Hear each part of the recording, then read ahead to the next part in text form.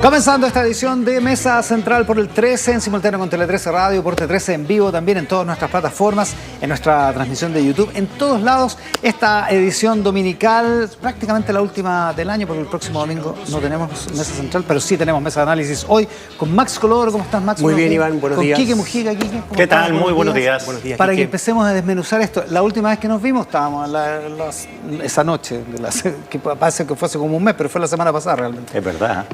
Intenso, ¿eh? Una intensa primera semana. Y una campaña muy larga.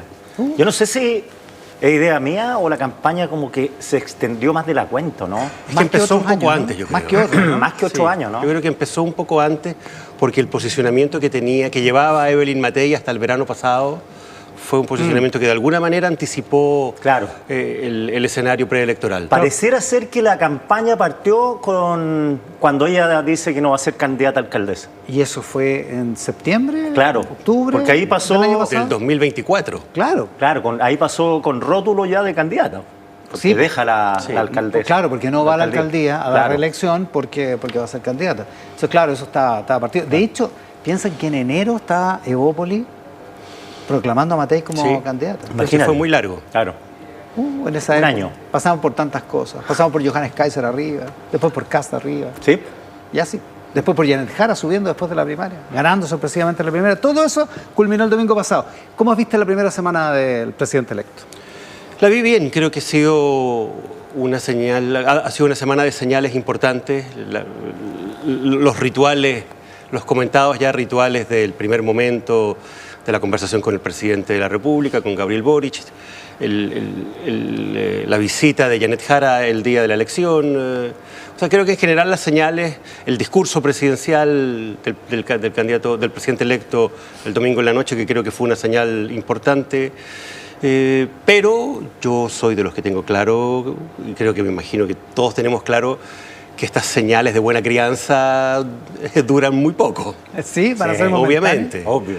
Sí. Obvio. Porque O sea, además están en la antípoda del pensamiento político. Sí, y además es verdad, sí. tenemos un presidente que representa un sector, tenemos a una oposición que fue encabezada por una candidata del PC, entonces obviamente el ambiente no está para mucha seda y para mucho cariñito. Yo creo A que pesar de efectivamente... Sí, a pesar de eso yo creo que las señales de esta semana fueron valiosas. Sí, lo que se sabe del encuentro entre Boric y Kast, de los dos presidentes, el actual y el electo, hay una nota en la tercera de Vanessa Zócar y David Chalma, que está harto buena, está bien Sí, buena, está buena. que tiene hartos datos, y lo que me han contado es que efectivamente fue, al menos la parte que fue entre ellos, muy, muy amable, muy hasta cordial, o sea, no fue hasta simpática, digamos, entre ellos, ¿no? Y fue más larga de lo que se pensaba la reunión. Lo que hace pensar que sí fue simpática, porque una reunión poco simpática Sí, no... se acaba a los 10 minutos.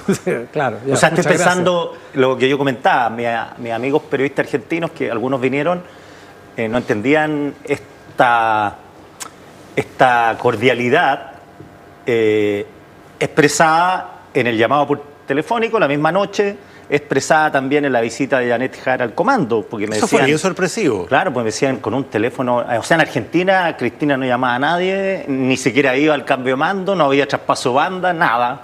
Y en este caso me decían, ¿cómo se entiende? Sobre todo, insisto, porque están en las antípodas políticas. Para ellos, Boric es el presidente más de izquierda que hemos tenido, y así es. Claro. Y Kast lejos el más de derecha. Sí, pues. Mucho más que Piñera. Entonces, en las antípodas completo, mira cómo terminó la elección, cómo terminó en Bolivia, en Ecuador, en Brasil, en Perú, presidentes detenidos, en Brasil, Bolsonaro con Lula, Bolsonaro preso por un golpe de Estado. O sea, la verdad que... Y tuvimos además Claro, Lula y Bolsonaro, sí, pues. Sí. Tuvimos además una segunda vuelta muy crispada, muy dura entre ambos candidatos, Fue y que dura. Janet Jara ese mismo día fuera a visitarlo fue una señal, a mí me provocó cierta sorpresa. Es verdad, y si había un Sí. tercer actor en la segunda vuelta era el gobierno, Sí. que también, o sea, entre ese trío estaba Sí. difícil la cosa. Pero yo insisto en que hay que ser realista. Yo creo que el clima y el cuadro de polarización que vive la sociedad chilena y sobre todo el sistema político en Chile, ¿Tú decís que va a durar poco esta creo situación? que nos condena a que vamos a tener una luna de miel relativamente corta. Vamos a hablar de eso de todas maneras. Oye, el Mercurio hace notar hoy que, no sé si lo hizo notar la Católica o el propio Mercurio, que es el tercer presidente de la Católica seguido, de la Católica del Del equipo hincha de la fútbol. Católica. Hincha de Claro. la Católica seguido. Boric, Piñera y Kast. Sí, porque Lago Piñera era de la U. Católica. Bueno, nosotros los de la Chile tuvimos a Elwin, Frey y Lagos. Y Bachelet también. Bachelet también es de la U. También es de la U. O sea, fueron 4 seguidos. 4 seguidos. Colocolino no había, ¿eh? Colocolino no había. Bueno, todavía. uno después Bueno, de 17 años. Piñera parece, sí, Piñera terminó siendo Colocolino. ¿Tú dices que Pinochet era de Colo-Colo realmente? No, dicen que era de Iquique, pero no sé. El mito ¿De del deporte de además el Iquique? mito del estadio, según ellos, pero bueno, es parte de las bromas que se hacen. Un equipo que no tiene estadio, además, no nada que decir. Nada que decir, nada que decir. Ya, dicho eso, se va a vir a la moneda. Eso ya es una de las cosas confirmadas, porque la danza de nombres del gabinete, ya, pero se va a vir a la moneda. Que no es una cuestión anecdótica. A ver. No, digo que todo lo que hace CAS está pensado, bien pensado, digo, en términos performáticos, como se dice. O sea que hay cada gesto, tiene una señal, y esa señal a mí me dice austeridad y 24/7. O sea, vivir en la moneda significa que no vamos a gastar plata en una casa, un arriendo, que son para el gobierno, para la República de Chile, en minucia, pero bueno. Ahora, sí en dispositivo de seguridad, porque si hubiera arrendado una casa acá en Santiago, habría que haber cuidado la moneda, la casa en Santiago y la casa, Claro. la casa en Paine. Paine, que sigue siendo la casa de ellos. De hecho, el diseño es que vivan en la moneda de lunes a viernes, digamos. Esa es como, Claro, esa es como la idea. Y dicen, bueno, como tiene 9 hijos, si celebra los cumpleaños va a llegar una van llena de gente a la moneda. Me imagino que el diseño también es celebrar todas las cuestiones familiares en Buin. Probablemente, claro, Claro. probablemente. Sí, la idea es una cosa sencilla, es un dormitorio y una especie como de living comedor por si alguno de los hijos va como a Es que son las comer señales un día, digamos. que da él. Fíjate que me contaban, estaba reporteando el tema de CAS y todo, me dicen que la segunda, cuando gana Piñera, que él participó en la campaña, él dice, ¿sabe qué? Yo no voy a ir al comando, ¿para qué? Están celebrando todo. Vámonos a comer un sándwich. Se fueron a un Bavaria acá en el sector oriente, partieron ¿Ya? todo el grupo que trabajaba con él a comerse un sándwich y tomarse una bebida. Cuando ganó Piñera. Claro, acuérdate que él hizo campaña. 2017, claro. Entonces digo, austeridad, 24/7, full, y siempre ponen que el presidente actual se levanta tarde, entonces vamos a trabajar harto, más que y más que bueno, todo tiene gestos, desde la ropa. ¿Cómo es eso que el presidente actual se levanta tarde? Eso dice la gente. Es el Sí, rumor, así como ya. no, lo que te dicen este presidente ¿Ya? es 24/7, mientras el otro. Estoy hablando lo que dicen. De lo que dice, sí, no, para que quede ¿Cuáles claro. son las Sí, no, señales? yo no tengo Sí, yo estoy idea. de acuerdo. Yo creo que las señales apuntan primero al tema de austeridad en términos de recursos públicos. El tema, yo creo que efectivamente hay un problema de seguridad, o sea, con un presidente que vive en Paine, el problema de seguridad y de desplazamientos que se habría generado todos los días era un tema complicado No, que habría obligado probablemente a arrendar otra casa. O sea, además, imagínate el primer día que la comitiva presidencial empieza a despejar el taco en la Desde autopista Buin a central. Santiago son O sea, unos el tacos problema político que monumentales. se te arma por el privilegio, Claro, todo, o sea, sí, absurdo. Se perdería los votos.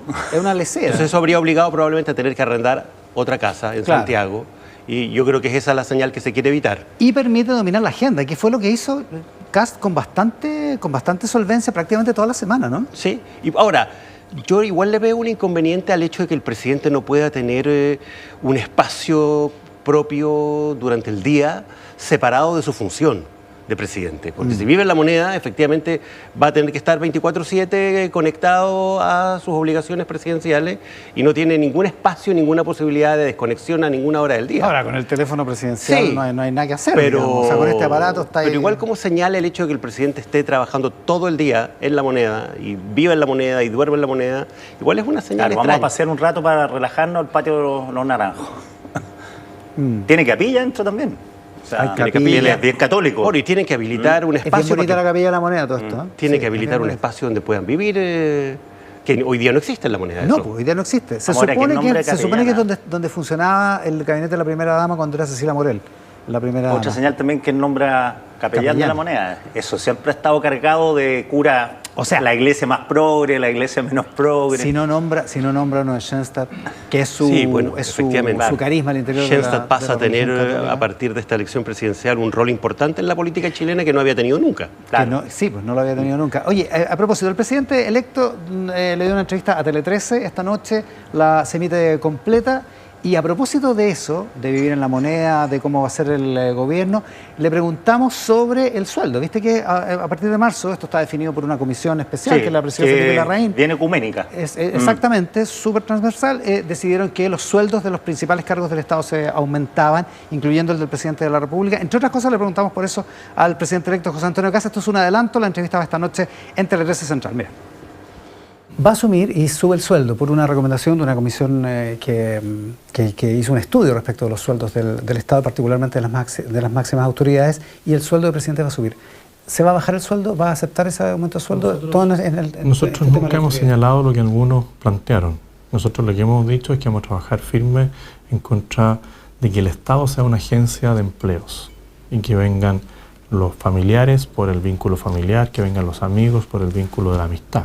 O sea, va a aceptar esta recomendación. Nosotros no hemos debatido el monto del sueldo. Nosotros lo que hemos debatido es que se aprovechen cargos de confianza para personas que tienen la aptitud o las capacidades para hacer su trabajo. O sea, no está en cuestión el sueldo del presidente, de los ministros. Eso lo decidió el Congreso, es una norma legal. Nosotros en eso no creemos que se vaya a fijar el tema. Y ya el solo hecho de que yo me vaya a ir a la moneda, de que no tenga que arrendar una casa, de que no tenga que tener triple seguridad en mi casa antigua, que sigue siendo mi casa, en la casa arrendada y en la casa de la moneda. Al menos ahorré no solamente el arriendo, sino la seguridad de toda otra vivienda que también tiene que ser resguardada, porque nosotros tenemos que también cuidar a nuestras autoridades. Una versión completa de esta entrevista la vamos a publicar en nuestras redes, por cierto, en nuestras plataformas, una versión editada, pero larga, esta noche en la edición central de Tele 13. Y ahí dice el presidente ¿Cómo lo electo, viste? Feliz. O sea, eso es la moneda chica, ¿no? Está dichoso. Es su oficina en la moneda chica. Ya, sí. ya. La moneda chica que estaba, esto yo creo que lo puedo contar, ¿no? Sí, está pintada, está impecable para el funcionamiento. Entiendo que hubo algún problema con baño para los periodistas al principio, pero me aseguraron que lo habían resuelto. Y está con cuadros de la oficina del presidente electo, con fotos de la campaña, o sea, está muy bien, está ornamentada, Y ahí se quedan hasta el 11 de la marzo. estaban preparando, digamos. Se quedan hasta el 11 de marzo. Claro. Ahí. Y me contaron que habían mantenido súper en secreto todos estos arreglos porque tienen la cábala, como a lo mejor son muy hinchas de la Católica, tienen la cábala del cotillón, arriba del bus. Entonces, sí. para que no se supiera, me dijeron que José Antonio Kast no había ido nunca a la moneda chica. Hasta que ganó. Hasta que ganó, exacto. Hasta el lunes, digamos, en la práctica. Claro, no, sí se nota efectivamente que hay un trabajo organizado, prolijo. Creo que en eso las señales que se han dado del funcionamiento del equipo, de instalación de esta oficina del presidente electo ha sido un trabajo también bien exhaustivo. Se ha notado que había una organización previa. Exacto. Sí, a pesar de que ellos decían, no, mira, sí. no vamos a ganar, no sé qué, pero estaban preparados Sí. evidentemente preparados para el triunfo. Hablemos del viaje a Buenos Aires. Confirma un viaje esta noche en la entrevista. Confirma un nuevo viaje. Suspenso. Antes de fin de año, suspenso para la Tienen noche. que verla. Sí, esta noche en Tele 13 Central. Viaje a Buenos Aires. Fue la primera. Al día siguiente va a La Moneda, día subsiguiente a Buenos Aires. ¿Qué te pareció? Me pareció una señal política, o sea, creo que una visita a Milei y una foto con la motosierra es obviamente una señal política, que no me sorprende, es parte de las afinidades ideológicas. El mundo hoy día está estructurándose en torno a ciertas lógicas y las señales que se están dando de un lado y del otro de alguna manera muestran una cierta intencionalidad. Yo creo que en eso el presidente fue muy claro, el presidente electo fue muy claro. Lo que me preocupó, lo que consideré delicado del viaje a Buenos Aires fue el haber anticipado públicamente la oferta a Daza en el gabinete, porque creo que pone al presidente en una situación compleja si es que Daza decide finalmente rechazar el cargo. ¿Compleja por qué? Porque, bueno, no sé si era necesario hacer esa oferta, una oferta de trabajo a un funcionario de un gobierno extranjero. Yo creo que ahí hay una cosa bien inédita. Y el riesgo de que el presidente a una semana de haber sido electo reciba un no muy importante, no sé si tenía sentido. Yo creo que eventualmente esa gestión pudo haberse hecho de manera más reservada. Habla sobre eso Kast en la entrevista de la noche. A mí me dicen que le va a decir que sí. No, si le dice que sí no hay ningún problema. Que no se hubiera filtrado de esta manera o que no se hubiera confirmado de esta manera si no estuviera el sí asegurado. Sí, de hecho, oye, voy a ir a Argentina, como sabemos que son estratégicos y tácticos dentro del equipo de casa, o sea, no dan puntadas sin hilo. ¿Ah? Entonces, Sí, y el viaje no lo inventaron el domingo. o sea, voy a ir, voy a anunciar esto, sí o no, sí, ya, me imagino. Eso es lo que me decían esta semana. Pero yo le decía lo mismo que Max, o sea, ¿cómo va y se expone a un no?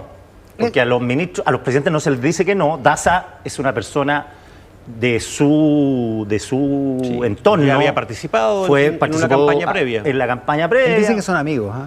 Él Ya. dice que son amigos. Entonces me cuesta creer que va a extender, yo creo, el suspenso. Y además el Trump, si le dice que sí, después de meditarlo, se lo saca a Milei. Yo coincido contigo, Max, que es raro que un funcionario que tiene información tan sensible para un gobierno pase al gobierno al lado. Yo creo que no ha sea- ocurrido nunca eso. Aunque yo tampoco. Que un vicepresidente de un gobierno, un viceministro de un gobierno, pase a ser ministro de otro. Es como cuando un entrenador de la selección se fue a otra selección, ¿te acordáis?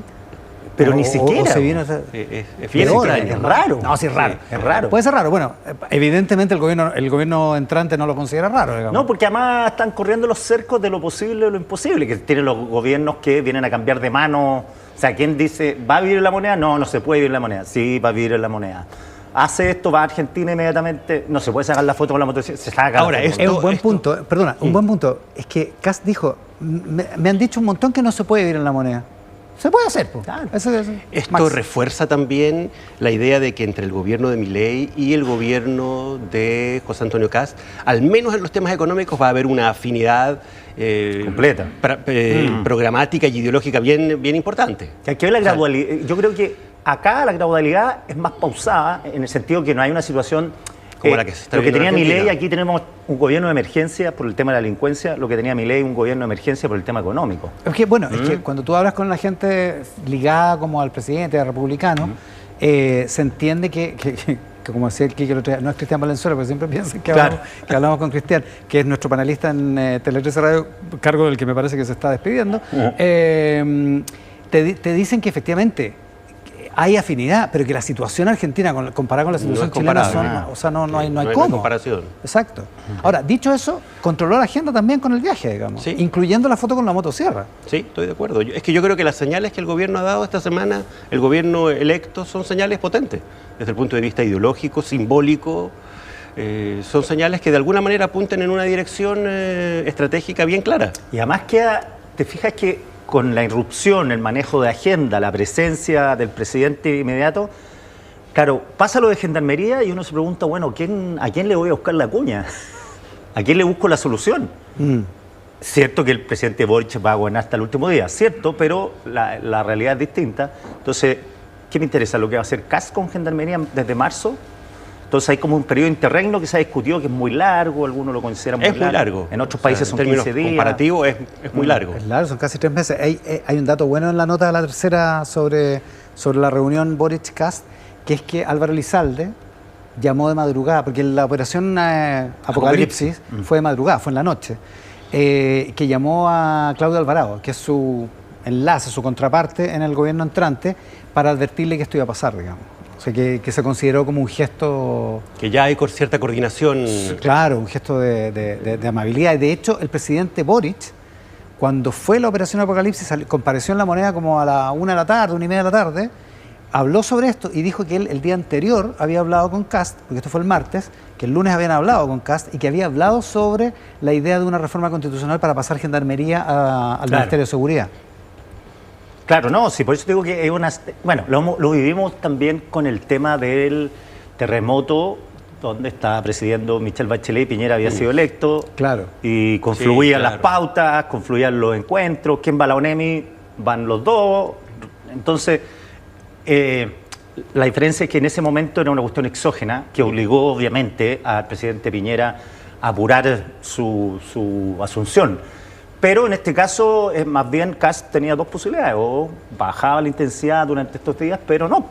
Y la primera tensión, que yo creo que fue una tensión importante esta semana, es la que tiene que ver con esto de el amarre de los funcionarios públicos en el contexto de la discusión sobre la ley de presupuesto. Una cuestión inesperada. Inesperada, sí. Inesperada. Es el acuerdo con los empleados fiscales que se firma un protocolo. Hay que ver cómo va a quedar esto en el proyecto de ley. Sí, claro, no se ha Porque aprobado el proyecto de ley todavía. y el proyecto de ley ni siquiera ha ingresado. y hay que ver cómo va a quedar redactado, porque eso es lo importante, pero en la práctica lo que hace es, que es probablemente lo que los expertos dicen que es lo más grave, que es que baja la famosa confianza legítima de los funcionarios a contrata de 5 años a 2 años, y además le dice como que obliga a la Contraloría a pronunciarse respecto al asunto, un criterio que, o sea, una idea que va contra el criterio que tiene el actual Contralor. Y que tiene que haber razones muy fundadas, y además objetivamente fundadas. Creo que en eso es donde interviene la Contraloría para poder determinar qué es lo que es una razón objetivamente fundada o sea, para poder... el tema de las licencias médicas. Sí, ¿Cuántos para poder años? vincular. ¿Cuánto han sacado? Si no es fundada la licencia médica, La licencia médica trucha, digamos. para irse a Cancún, claro. O sea, si eso no es motivo de despido, bueno, ¿qué es entonces? No, ese es el problema, y efectivamente fue un rispe. Ahora, subió el tono, pero no continuó el tono en alza. Parece que como que todavía está la polémica por verse, digamos. Sí. A ver cómo continúa. Pero yo creo que va a ser un tema importante, y ha sido un tema que ha generado harta controversia esta semana. El presidente del Partido Republicano dijo que puso de alguna manera una línea roja sobre esa materia. Yo creo que va a ser en estas semanas previas al anuncio del gabinete, probablemente va a ser un tema relevante. Sí, ahora viene la pausa. Bueno, se supone que está esto del viaje que anuncia en la noche. ¿Y el viaje va a ser ahora ya? Entiendo que sí. Ya, Sí. o sea, no va a tener la pausa que se dijo que iba a tener entre Pascua y Año Nuevo. No, es compatible. Es compatible porque para la Nochebuena quedan 3 días más. O sea, va cerca. Yo creo que después del 24... después del Va cerca 24, entonces. Claro, no va a Australia. El ansioso. Es a Nueva Zelanda. Ya, después viene la Nochebuena y todo, yo creo que ahí viene una baja de intensidad. Sí. Sí. Y en el país Pascua y también, Año ¿ah? Nuevo. Y en el país también. Además, sí. Claro, porque estar todo el día mediáticamente arriba, baja la intensidad durante esos días y después va a volver esto con fuerza el cambio de gabinete, o sea, el nombramiento del gabinete. De hecho, hay muchos republicanos que me han dicho que van a callar hasta que se nombre el gabinete, no sé si orden de comunicaciones. Dieron un plazo hasta el 15 de enero. Claro. Claro, y ojalá antes. Claro, pero piensa que mañana hay sesión en el Senado por la acusación constitucional contra el juez Diego Simperti, que viene hoy día al programa, va a estar en un rato más acá en el programa. Entonces están esas sesiones del Senado, pero no hay más sesiones en el Congreso hasta como el 5 de enero, hasta después de las fiestas, digamos. Claro, O sea, todo es un hiato largo. Ahora, lo otro que va a ser una larga. señal importante son las visitas al cambio de mando. Por lo que he sabido, hay intención eventualmente de traer a Meloni. A Giorgia Meloni. Claro, incluso se están haciendo aparentemente gestiones, en una de esas puede venir Bukele. También hay la pretensión de que en una de esas también pudiera llegar Trump. El nuevo presidente de Venezuela. O sea, yo creo que la señal de que Milei me imagino que va a estar acá. Obvio. Obviamente. No, Petro no. Después de lo de esta semana. Difícil. Difícil. Ahora Difícil. tenemos buenas Pregunta. relaciones con Colombia, no estoy sacando en relaciones de Estado y de negocio. Pero yo creo que Con las Colombia son visitas van a ser extraordinarias, bien sí, importantes. Lula vendría. Yo creo Sí. que sí, pero Claudia sí. Sheinbaum vendría. Sí, pero Yo si también creo. le tienen a este elenco, no sé si vienen. Claro. Porque va a Donald ser Trump. Claro, si va a está ser la Trump, si está cumbre Bukele, derechista claro. del año. No Claro. sé si... Ahora, yo creo que en el gobierno entrante deben tener claro que no les conviene tampoco esa foto. Que les conviene una foto donde esté Lula y donde esté Claudia Sí, Sheinbaum, claro. digamos, la presidenta mexicana. ¿O no? ¿Y Bukele? Por lo que he sabido ahí, se Bukele no están viaja, haciendo ¿no? gestiones a ver si en una de No esas viaja aparece... mucho. Bukele viaja poco. Sí, Y viaja da muy pocas poco. entrevistas. Sí. Muy poca. Habla Pero muy imagínense la imagen que sería que llegara Bukele, Meloni. que llegara Donald Trump, son palabras mayores. poco. Ahora, para eso sí que faltan como 80 días Sí. todavía. Entre medio, la pregunta es cómo se va a armar o cómo se va a organizar políticamente el gobierno para sustentarse, digamos. Y ahí está la pregunta que probablemente hablemos hoy día con el presidente de la UDI, Guillermo Ramírez, acá en el programa. ¿Cómo va a ser la coalición? ¿Cómo va a ser la alianza gobierno, o como se llame, digamos, la Para mí, estructura que tenga? los dos factores clave, el primero, el más importante, es qué va a hacer los nacional libertarios y particularmente Kaiser. ¿Se integran al gobierno o se quedan fuera? Esa es una pregunta clave, es un factor clave de lo que viene hacia adelante. Y la otra es qué va a pasar con Chile Vamos. ¿Cuál va a ser el grado de acercamiento, de integración, del compromiso de Chile Vamos? Yo creo que particularmente de la UDI, la UDI va a dar probablemente, me imagino que ahora el presidente de la UDI va a dar algunas señales respecto de eso, pero yo creo que lo más importante es qué va a pasar con Kaiser, si Kaiser decide ser una voz desde fuera, más bien una cierta conciencia en las sombras, Claro, del Pepe gobierno. Grillo. Claro, un Pepe Grillo en las sombras. ¿Qué va a pasar con el mundo del centro y de la centroizquierda? Amarillos, demócratas, ¿se integra ese mundo al gobierno o se queda afuera? ¿Qué va a pasar con Jimena Rincón? Déjame devolverme un segundo al lado de Nacional. Porque una cosa es Kaiser, Johannes Kaiser como figura, y otra cosa es Nacional Libertario. ¿Podría ser que Kaiser esté afuera y haya algún ministro libertario? ¿Tiene sentido? A mí me han dicho que Kaiser quiere estar en el gabinete.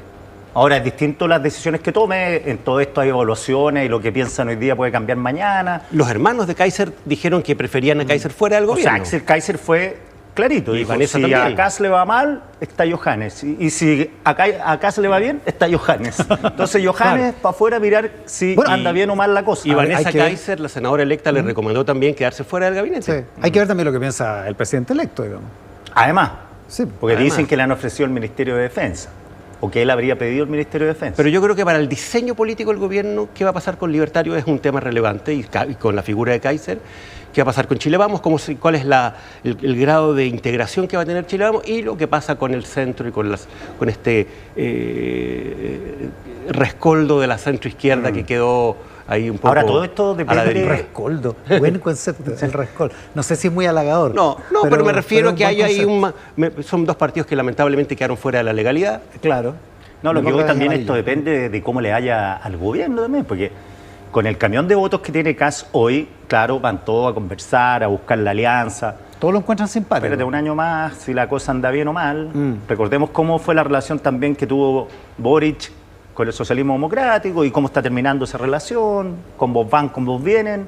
Entonces, la verdad que es complejo el tema. Por eso es importante crear, lo que te dicen la derecha es crear algo, no sé qué, pero que tenga cierta orgánica e institucionalidad y que no dependa de los humores o de los estados de ánimo de los dirigentes actuales. O sea, Ahora, si se va Guillermo Ramírez, el que venga tenga que tener claro Que hay un cierto compromiso que hay un cierto institucional. compromiso por los 4 años, me imagino. Ahora, lo que creen está súper difícil porque, de verdad, entre Jimena Rincón y Johannes Kaiser... Hay un mundo de diferencia. Sí, exacto. Sí. Los puntos de concordancia, la intersección es No más bien fácil, escasa, sí. digamos. Cuadrar ese círculo no va a ser fácil. No está tan fácil, ¿no? No, parecía la coalición que tiene la centroizquierda hoy día. Pero el Entre esfuerzo- Jadwe y Irequia, ¿qué es lo que hay? El Entre esfuerzo del medio. gobierno debiera atender a tratar de fidelizar lo más posible a este 58% que apoyó en segunda vuelta y que va efectivamente desde libertarios hasta sectores eventualmente de centro. Claro. Juan Ignacio Brito, el destacado columnista del Mercurio, dice hoy Kast y el tercio olvidado. Se refiere a ese tercio que es el tercio como que no es de derecha ni de izquierda, que es medio, entre comillas, populista, lo llama Brito, pero que está representado de alguna manera en el 1.800.000 votos que tuvo Johannes Kaiser, y tampoco es como que se puede soslayar, digamos. No, ni París ni Kaiser. Sí. Ojo. Y Que están París en carrera también. presidencial. París además, son pa. 2,5 millones de votos. 20-30, los dos están en carrera O presidencial. sea, en rigor al candidato de Nacional Libertarios le fue mejor que a la candidata de Chile Vamos. Claro.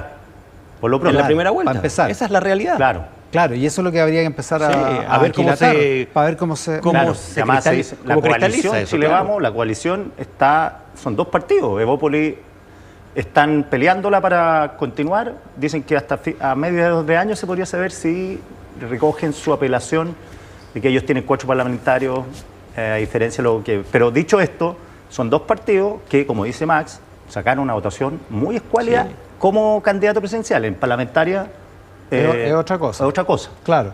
Oye, a propósito de eso, dura la entrevista de Marcela Cubillo hoy día en La Tercera, ¿no? Sí. Una entrevista de Paula Catena y Gloria Faúndez. Dice, el triunfo de Kast no es solo electoral, sino político. Había dos miradas de país, la gente eligió. Esto por esta idea de que, dice Marcela Cubillo, esta Los votos como prestados. fantasía de los votos prestados. Claro. Ahora, cualquier presidente que gane en segunda vuelta tiene votos prestados, digamos. Claro, si el rato, ¿cuánto duran los votos Esa prestados? es la gran Porque pregunta. puede ser que duren harto. Si lo hace bien. Claro, porque Marcela Cubillo sugiere que se está enarbolando esta tesis de los votos prestados como para quitarle legitimidad democrática Claro. al triunfo de Claro, como decir, de Kast ganó, pero votaron en contra de Jara y no por él. Aquí hay dos tesis opuestas, la de los votos prestados y la del clivaje. ¿Hubo un cambio de clivaje? Si hubo un cambio de clivaje, estos votos no son tan prestados. No, porque Si estarían no hubo respondiendo cambio de a esa clivaje, claro, fractura, son más bien digamos. votos prestados. Claro. Claro, pero ojo, que, cierto, hay un primer proceso constituyente, pero hay un segundo.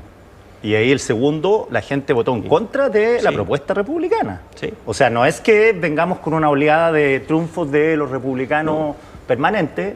En municipales, Chile Vamos le fue, ¿te acuerdas que ahí vino la TS?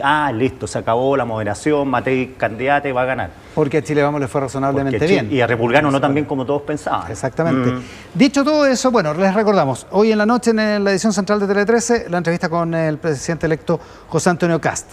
Por otra parte, en el oficialismo, en el actual oficialismo, empezó también el debate respecto de todo esto. Lo recordé por lo que decía el Quique, porque el documento de Giorgio Jackson, entre otras cosas recuerda, hace una autocrítica, un análisis de los errores de la convención, pero también dice, ojo, que después el otro proceso también le fue mal, digamos, o sea, como que tiende a equiparar, Max. Sí, tiende a equiparar, yo creo que cosas que no son comparables. Yo creo que efectivamente el primer proceso marca un antes y un después en términos de que hay dos visiones de país muy contrapuestas. La apuesta del gobierno y del oficialismo es la que se plasma en esta primera propuesta, que venía además con la lógica de los cambios refundacionales incluso desde antes del estallido. Pero yo creo que efectivamente el tema del segundo proceso es más bien un proceso que no marcó decisivamente. Yo creo que la mayoría de la gente estaba, si tú miras las encuestas, estaba rechazando la propuesta desde antes que hubiera propuesta. Por lo el pronto, segundo Kaiser proceso votó rechazo. Sí. Claro. Porque había un grupo de derecha que dijo para qué siguen con la perorata de la Constitución, dejémosla del 80 y se acaba. O sea, no es solo voto de izquierda hubo ahí. Claro, ese grupo estaba en contra incluso de que se hiciera el Consejo. Que eran los republicanos. Sí, y además hay una gran diferencia, que es el hecho de que el mundo del rechazo era un mundo que celebró realmente el haber impedido que se aprobara el texto de la convención, pero los que votaron en contra de la propuesta de republicanos no celebraron nada. O sea, comunistas y socialistas y Frente Amplio tuvieron que refrendar la constitución, entre comillas, de Pinochet, para evitar una constitución republicana. Entonces no había mucho que celebrar tampoco ahí. No había mucho para celebrar. Sí. Ahora, dicho eso, ¿cómo ven la autocrítica que ha empezado a esbozarse? Ayer Lautaro Carmona, el Comité Central del Partido Comunista, entrega más rato sus conclusiones de la reunión de esta semana en torno a los resultados electorales. Pero ayer Lautaro Carmona en el Mercurio adelantaba esta idea de que el Partido Comunista llegó hasta la primaria, que Janet Jara fue candidata comunista hasta la primaria y que el programa fue comunista hasta la primaria y que después de eso es la responsabilidad de otros. Eso es lo que se entiende al menos. Sí, eso se entiende. Ahora que tendré que precisarlo hoy día porque el Partido Comunista, él siempre insistió que estaban involucrados hasta la médula en la campaña. Sí, yo se lo escuché 6 veces, ¿no? Y después de primera vuelta. Dijo, cuando le preguntaban, ¿ustedes están con desafección? No, nosotros estamos trabajando en todo Chile, en terreno por la candidata. Aunque sea una candidata de una coalición, no una candidata solo del Partido Comunista. Ahora nos informa que no estuvieron involucrados en la segunda vuelta y ahí uno podría decir, bueno, entonces puede ser una razón es que Jara haya perdido, que ustedes no pusieron el punch, las manos, los pies en la calle, cuando tienen base para ir. Y en el tema de Jackson, a mí lo que me provoca ruido es que no habla de Rojas va, de lo performático, la ducha, pero esas fueron las razones por qué perdieron, pero el punto es la explicación de por qué apoyaron lo que ahora dicen que estuvo pésimo. Es más, el propio Jackson ligó el futuro del gobierno a esa propuesta y todos sabíamos lo que estaba pasando adentro. Pueden decir que estaban a puertas cerradas trabajando y ¡pum! Salió un texto el día de la votación. Todos sabían lo que estaba ocurriendo allá adentro. Jaime Baza, Frente Amplista, Fernando Atria, Frente Amplista, ¿dijeron algo en el momento adecuado? O sea, ¿dijeron esto va mal? ¿Dijeron las intervenciones performáticas son pésimas? Sí, es interesante el punto. Jaime Baza estuvo esta semana en T3 en vivo, en Hablemos a las 12, el jueves me parece.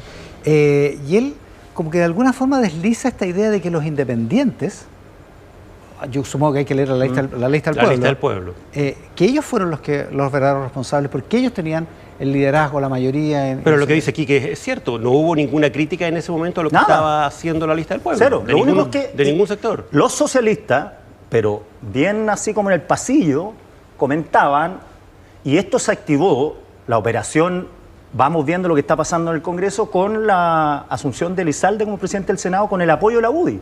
O sea, en marzo del 2022. Fue en marzo que dijeron, wow, mira lo que está ocurriendo, pero era cosa, oye, está en streaming, era cosa de sentarse a ver las comisiones. Entonces, de hecho, el Quique se entretenía mucho viendo. yo veía, lo veo casi todo.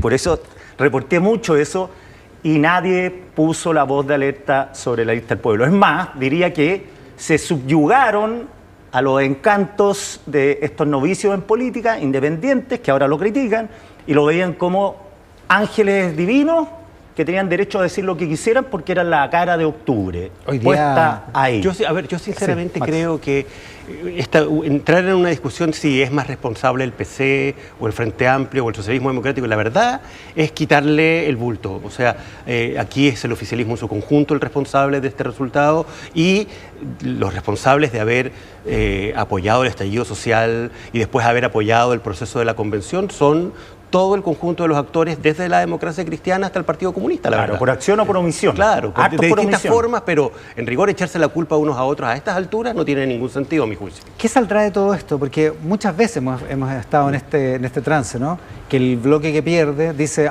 tiene que venir una reflexión importante, tenemos que establecer las causas de la derrota y después no pasa nada. Yo creo que aquí la gran discusión de fondo es si existe la posibilidad de que el socialismo democrático o un sector del socialismo democrático, DC, PPD, liberales, los exradicales que quedaron ahí muertos en vida, tienen alguna viabilidad al margen separados del PC y del Frente Amplio y del PS. Esa es la gran discusión.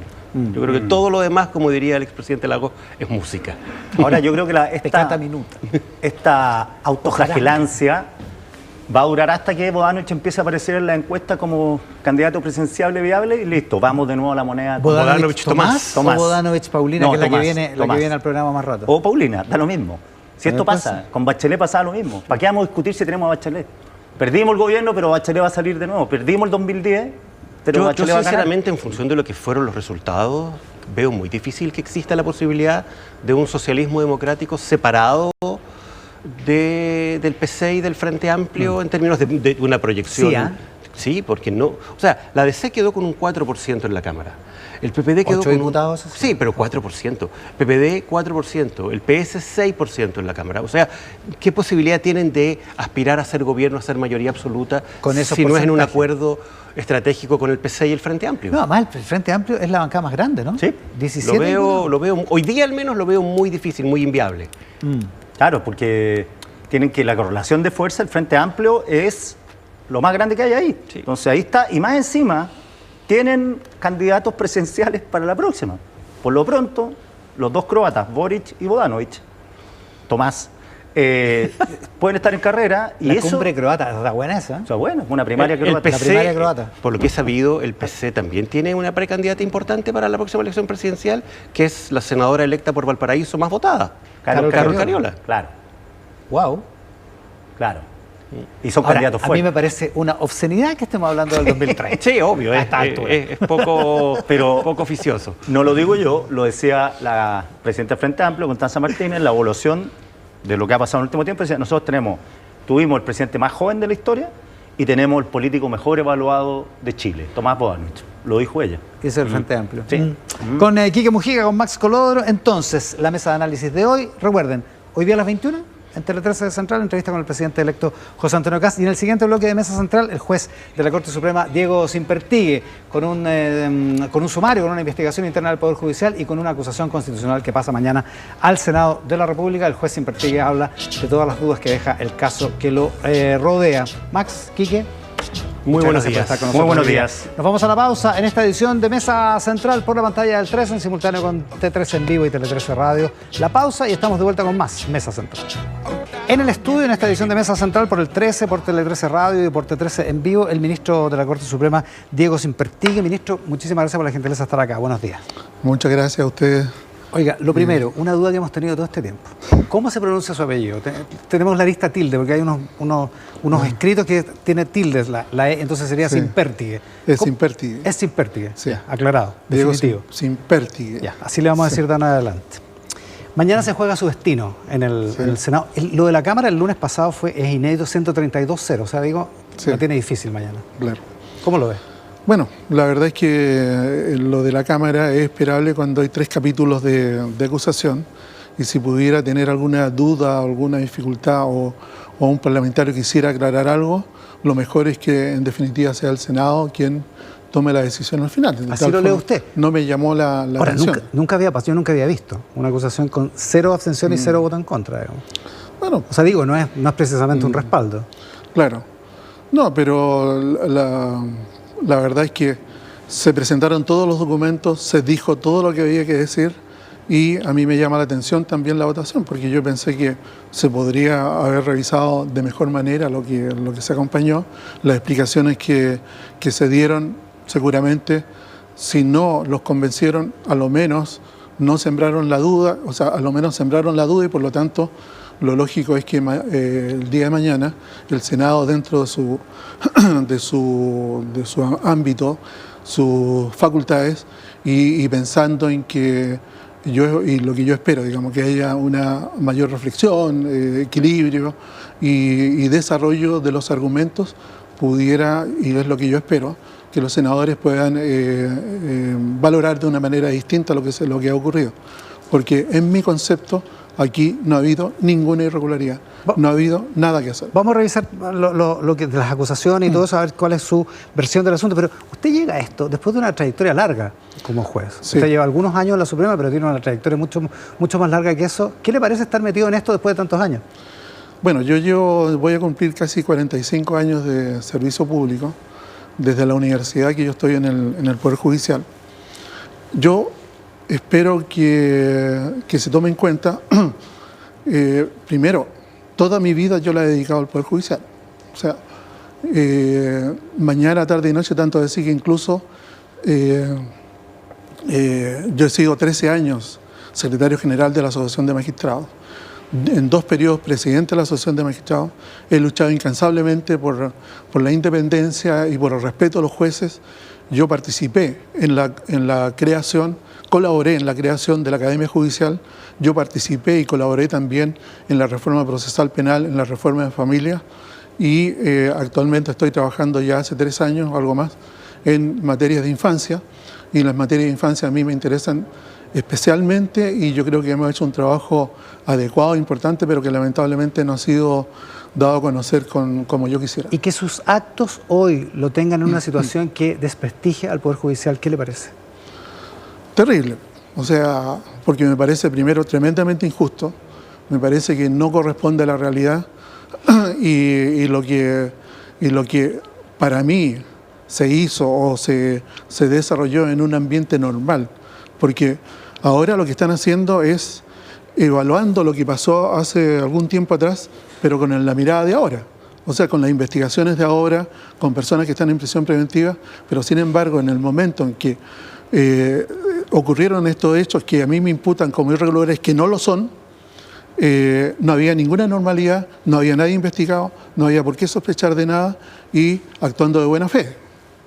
Usted actuó de buena fe en todo esto. Por supuesto. Vamos por partes. Primero, hay tres instancias en las que está imputado en una causa del Ministerio Público por estos hechos. Está la acusación constitucional y está la propia investigación que se acaba de cerrar. Le comunicaron el viernes el cierre del sumario judicial y le imputan 2 cosas. Primero, infracciones a la probidad y segundo, falta de prudencia.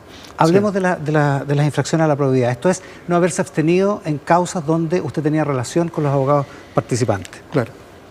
Mire, primero hay que considerar que los cargos del fiscal de la Corte Suprema dejaron fuera 2 de las acusaciones o imputaciones de los motivos por los que se le investigaba en el Parlamento. Por lo tanto, quedó una sola. Pero en mi concepto, estuve leyendo detenidamente, aquí se cometen 2 errores, porque la verdad es que se dicen muchas cosas, pero sin embargo hay 2 cuestiones que son fundamentales. Primero, la pregunta es ¿por qué no se inhabilitó?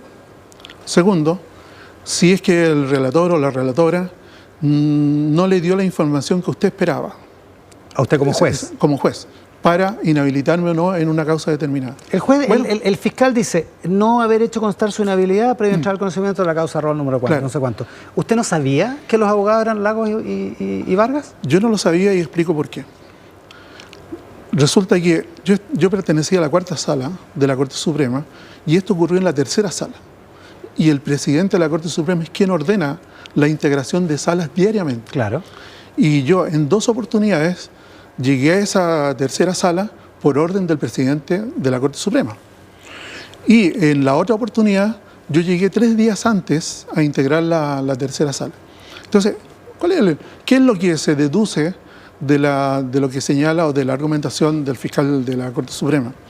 Es que entonces, yo para saber quién eran los abogados o quiénes estaban detrás de esto, porque yo no tomé conocimiento en el momento de darse cuenta de estos recursos, yo no tomé conocimiento que eran los abogados. ¿Qué eran los abogados? Porque el fiscal lo que dice es que había se podía constatar la existencia de un vínculo de estrecha cercanía y familiaridad con 2 de los 3 abogados patrocinantes.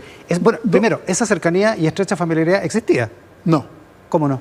No, por lo siguiente, y eso es lo que quiero explicar, pero ese es el segundo punto.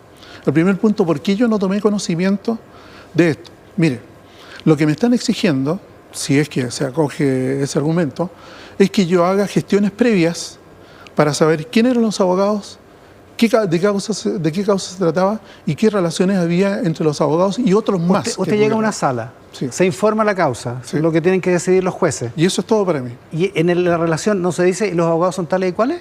Lo que pasa, ¿Hasta eso en los documentos? No. Tanto es así que yo le pedí al secretario de la Corte Suprema, que es ministro de Fe, que me diera los audios de las audiencias para acreditar que yo no tomé conocimiento de que eran los abogados. Porque en la causa a la que hacemos referencia aparecía alegando el abogado Gabriel Silver y por otro lado un señor de apellido Concha. Bueno, o alegaron, luego vino la discusión, se tomó una decisión y para mí ¿Y usted no sabía que Silver era socio de sus amigos Lagos y Vargas? No.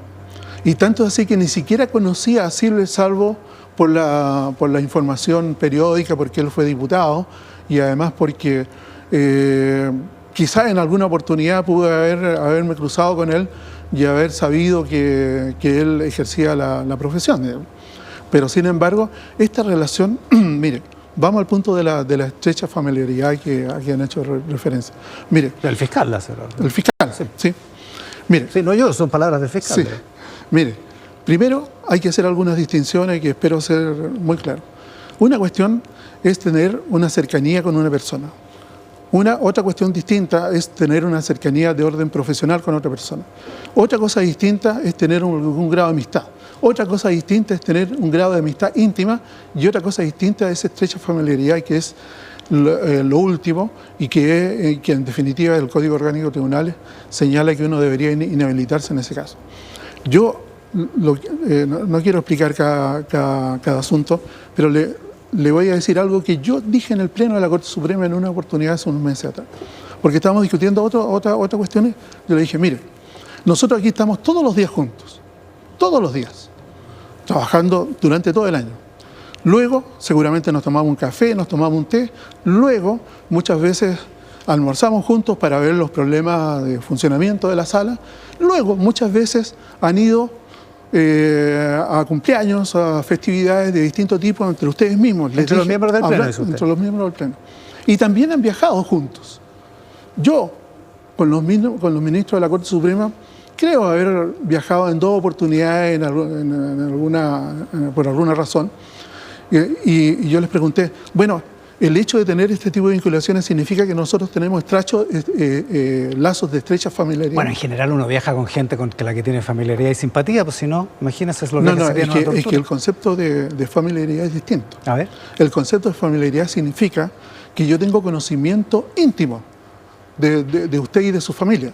Significa que yo sé cómo usted trabaja y qué es lo que hace internamente en su familia. ¿Qué tiene que ver con el segundo cargo que le hace el fiscal de la Suprema, que es la falta de prudencia por haber viajado precisamente con estos abogados? Hizo 2 viajes. Yo no tengo con ellos estrecha familiaridad de ninguna manera. Amistad íntima tampoco. Que hayamos tenido relaciones de orden social, por supuesto, pero con ellos y muchos abogados. Pero usted entiende que se ve medio raro. Usted viaja con ellos. ¿Qué? Ellos, cuando usted lo nombra juez de la Corte Suprema, van a su casa a felicitarlo. Y hay un cóctel, no sé, alguna cosa, alguna celebración, digamos, se abrirá alguna botella.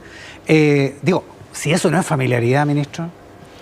Es que si nos vamos nosotros al concepto técnico de estrecha familiaridad, eso no es estrecha familiaridad. No lo es. No lo es.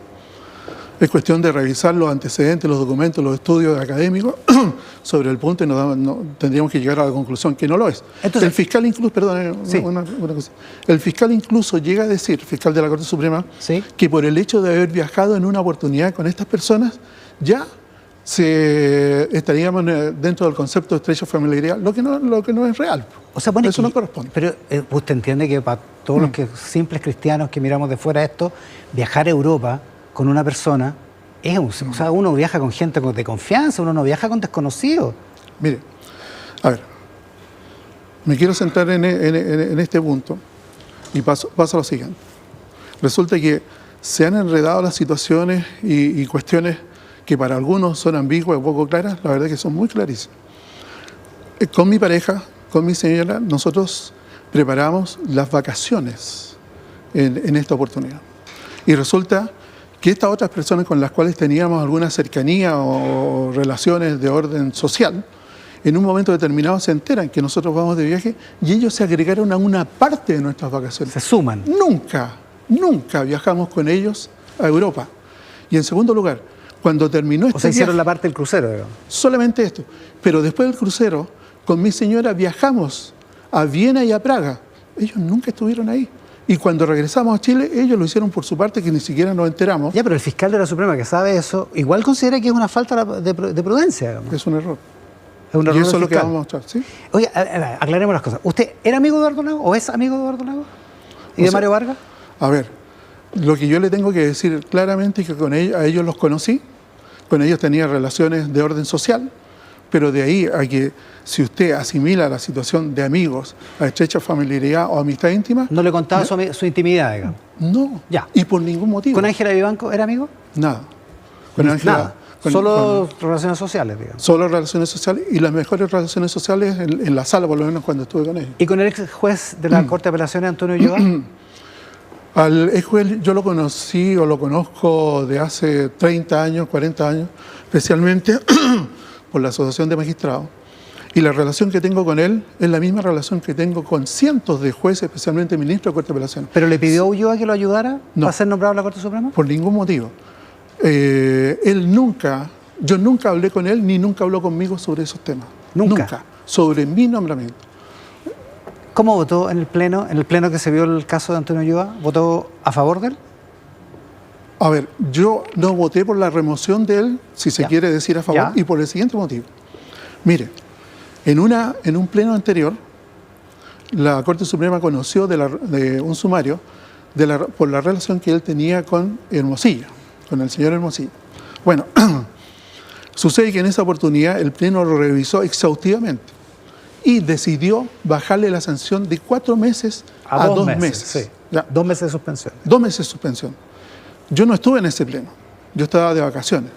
Luego regreso acá y me encuentro con que hay que votar la remoción de Ulloa. De Ulloa, Antonio Ulloa. Bueno, resulta que la cuestión disciplinaria no tiene nada que ver con la remoción, son cuestiones distintas.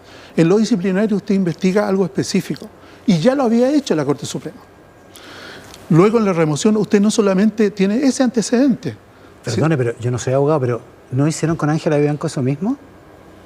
O sea, la No, jueza con- Vivanco la echaron en la Corte Suprema Sí.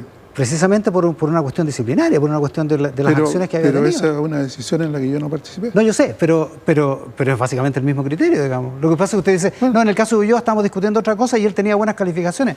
Sí. Pero la pregunta es que- si lo que hizo Ulloa era reprochable o no, digamos. Claro, pero es que yo no puedo volver sobre una decisión que estaba firme.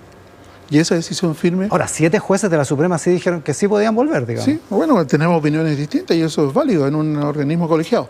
Fíjese, me permite un segundo por nomás. supuesto. Cuando se estimó, en esa audiencia en que yo no estuve, se estimó que la sanción, o sea, que el hecho no merecía la máxima gravedad y por eso le rebajaron la sanción. Luego, yo lo que tengo que revisar en el cuaderno de remoción no es solo eso, sino que tengo que revisar la hoja de vida funcionaria de la persona. Él había sido, entiendo que siempre había sido calificado con lista de mérito, y en segundo lugar había sido presidente de la Corte de Copiapó cuando se produjo el aluvión y él tuvo una destacada actuación en esa oportunidad. Entonces,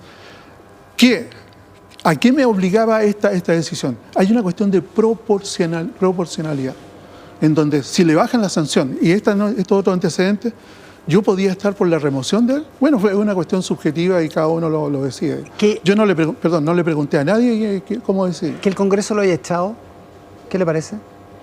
Bueno, lo que uno tiene que hacer en estos casos es simplemente respetar la institucionalidad. ¿No es un conflicto entre dos poderes del Estado? Bueno, hay decisiones distintas.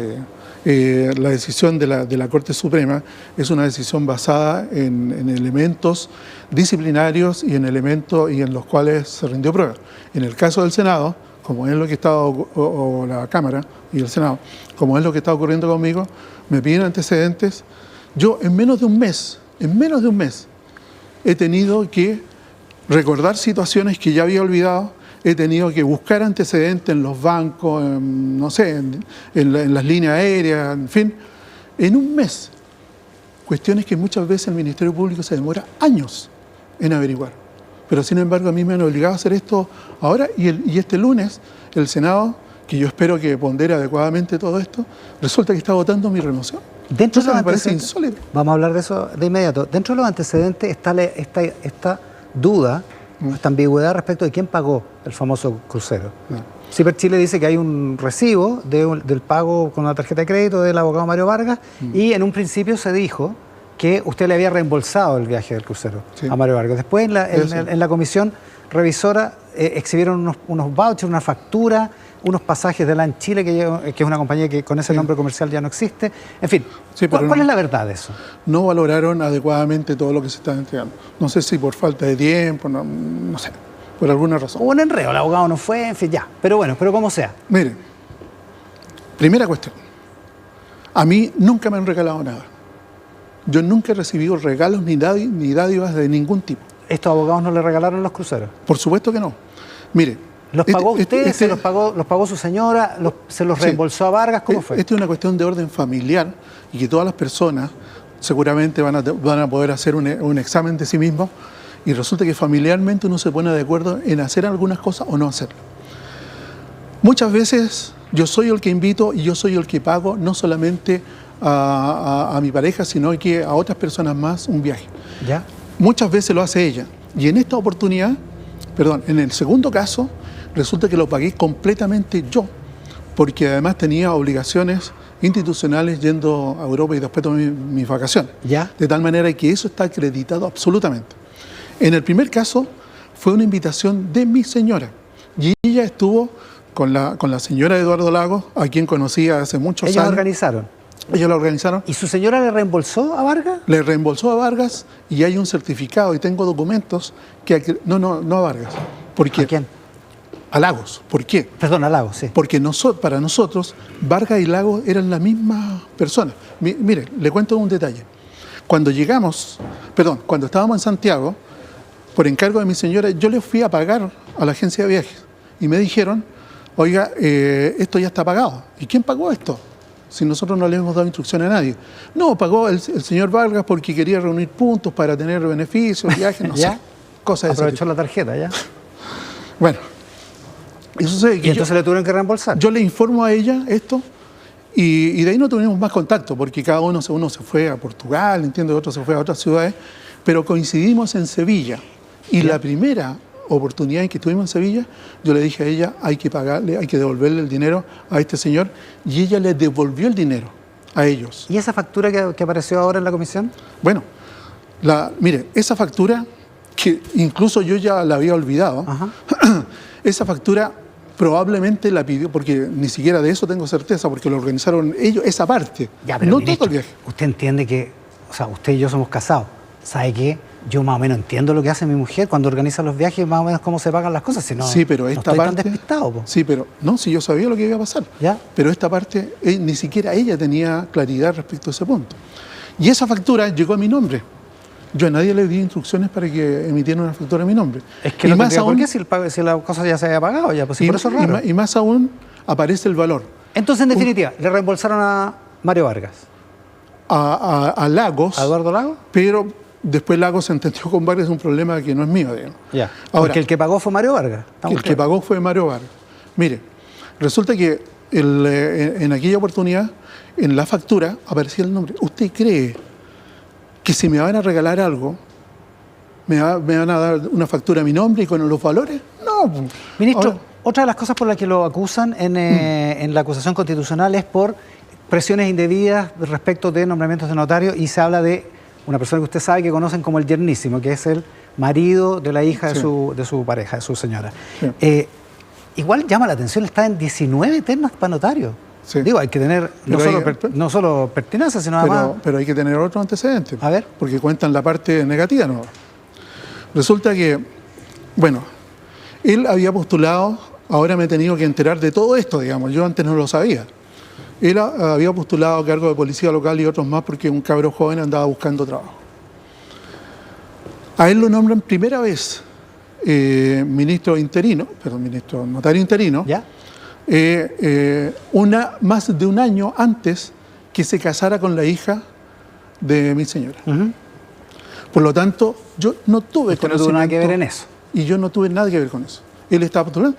El presidente, cuando se ve, porque esto ocurre de un día para otro, se ve en el listado a ver a quién nombro, quién tiene las mejores calificaciones. Este niño era de la Universidad de Concepción, tiene magíster, tiene las mejores notas. Lo llamaron y se instaló ahí. Después, más adelante, debido a que lo conocían, nuevamente lo nombraron interino en otra parte. Sigue siendo interino. Sí. Pero lo que es importante saber, don Iván, es que él ha postulado más de 340 veces a todo el país. Y de las 340 veces, en 79, 78 me dijo que había quedado en los primeros lugares. Y de esas 78, en 18 había quedado en terna. 19. O 19, había quedado en terna. ¿Nunca le pidió ayuda? ¿Nunca le comentó que está en una terna? O sea, ahora me he enterado de todo. No, pero usted entiende tanto que es así. es inverosímil, ¿no? Mire. O sea, digo, ¿no almuerzan los domingos? No. O sea, ahora O sea, último sí. Supongo que sí, digamos. Ahora último sí. Digo, ¿sabe qué? Oiga, no, estoy postulando a tal terna. Si por último, para comentar el devenir de las cosas. Digo. Mire cómo ¿Nunca se enteró? Cómo se entera, cómo se dan vuelta las cosas. Resulta que si yo hubiese querido intervenir para que a él lo pongan en terna, yo tendría que haber llamado y estar en contacto con muchas cortes del país. Y eso es imposible. ¿Es imposible? Y lo del famoso departamento. Su yerno le arrienda un departamento justo a Eduardo Lago. Mire.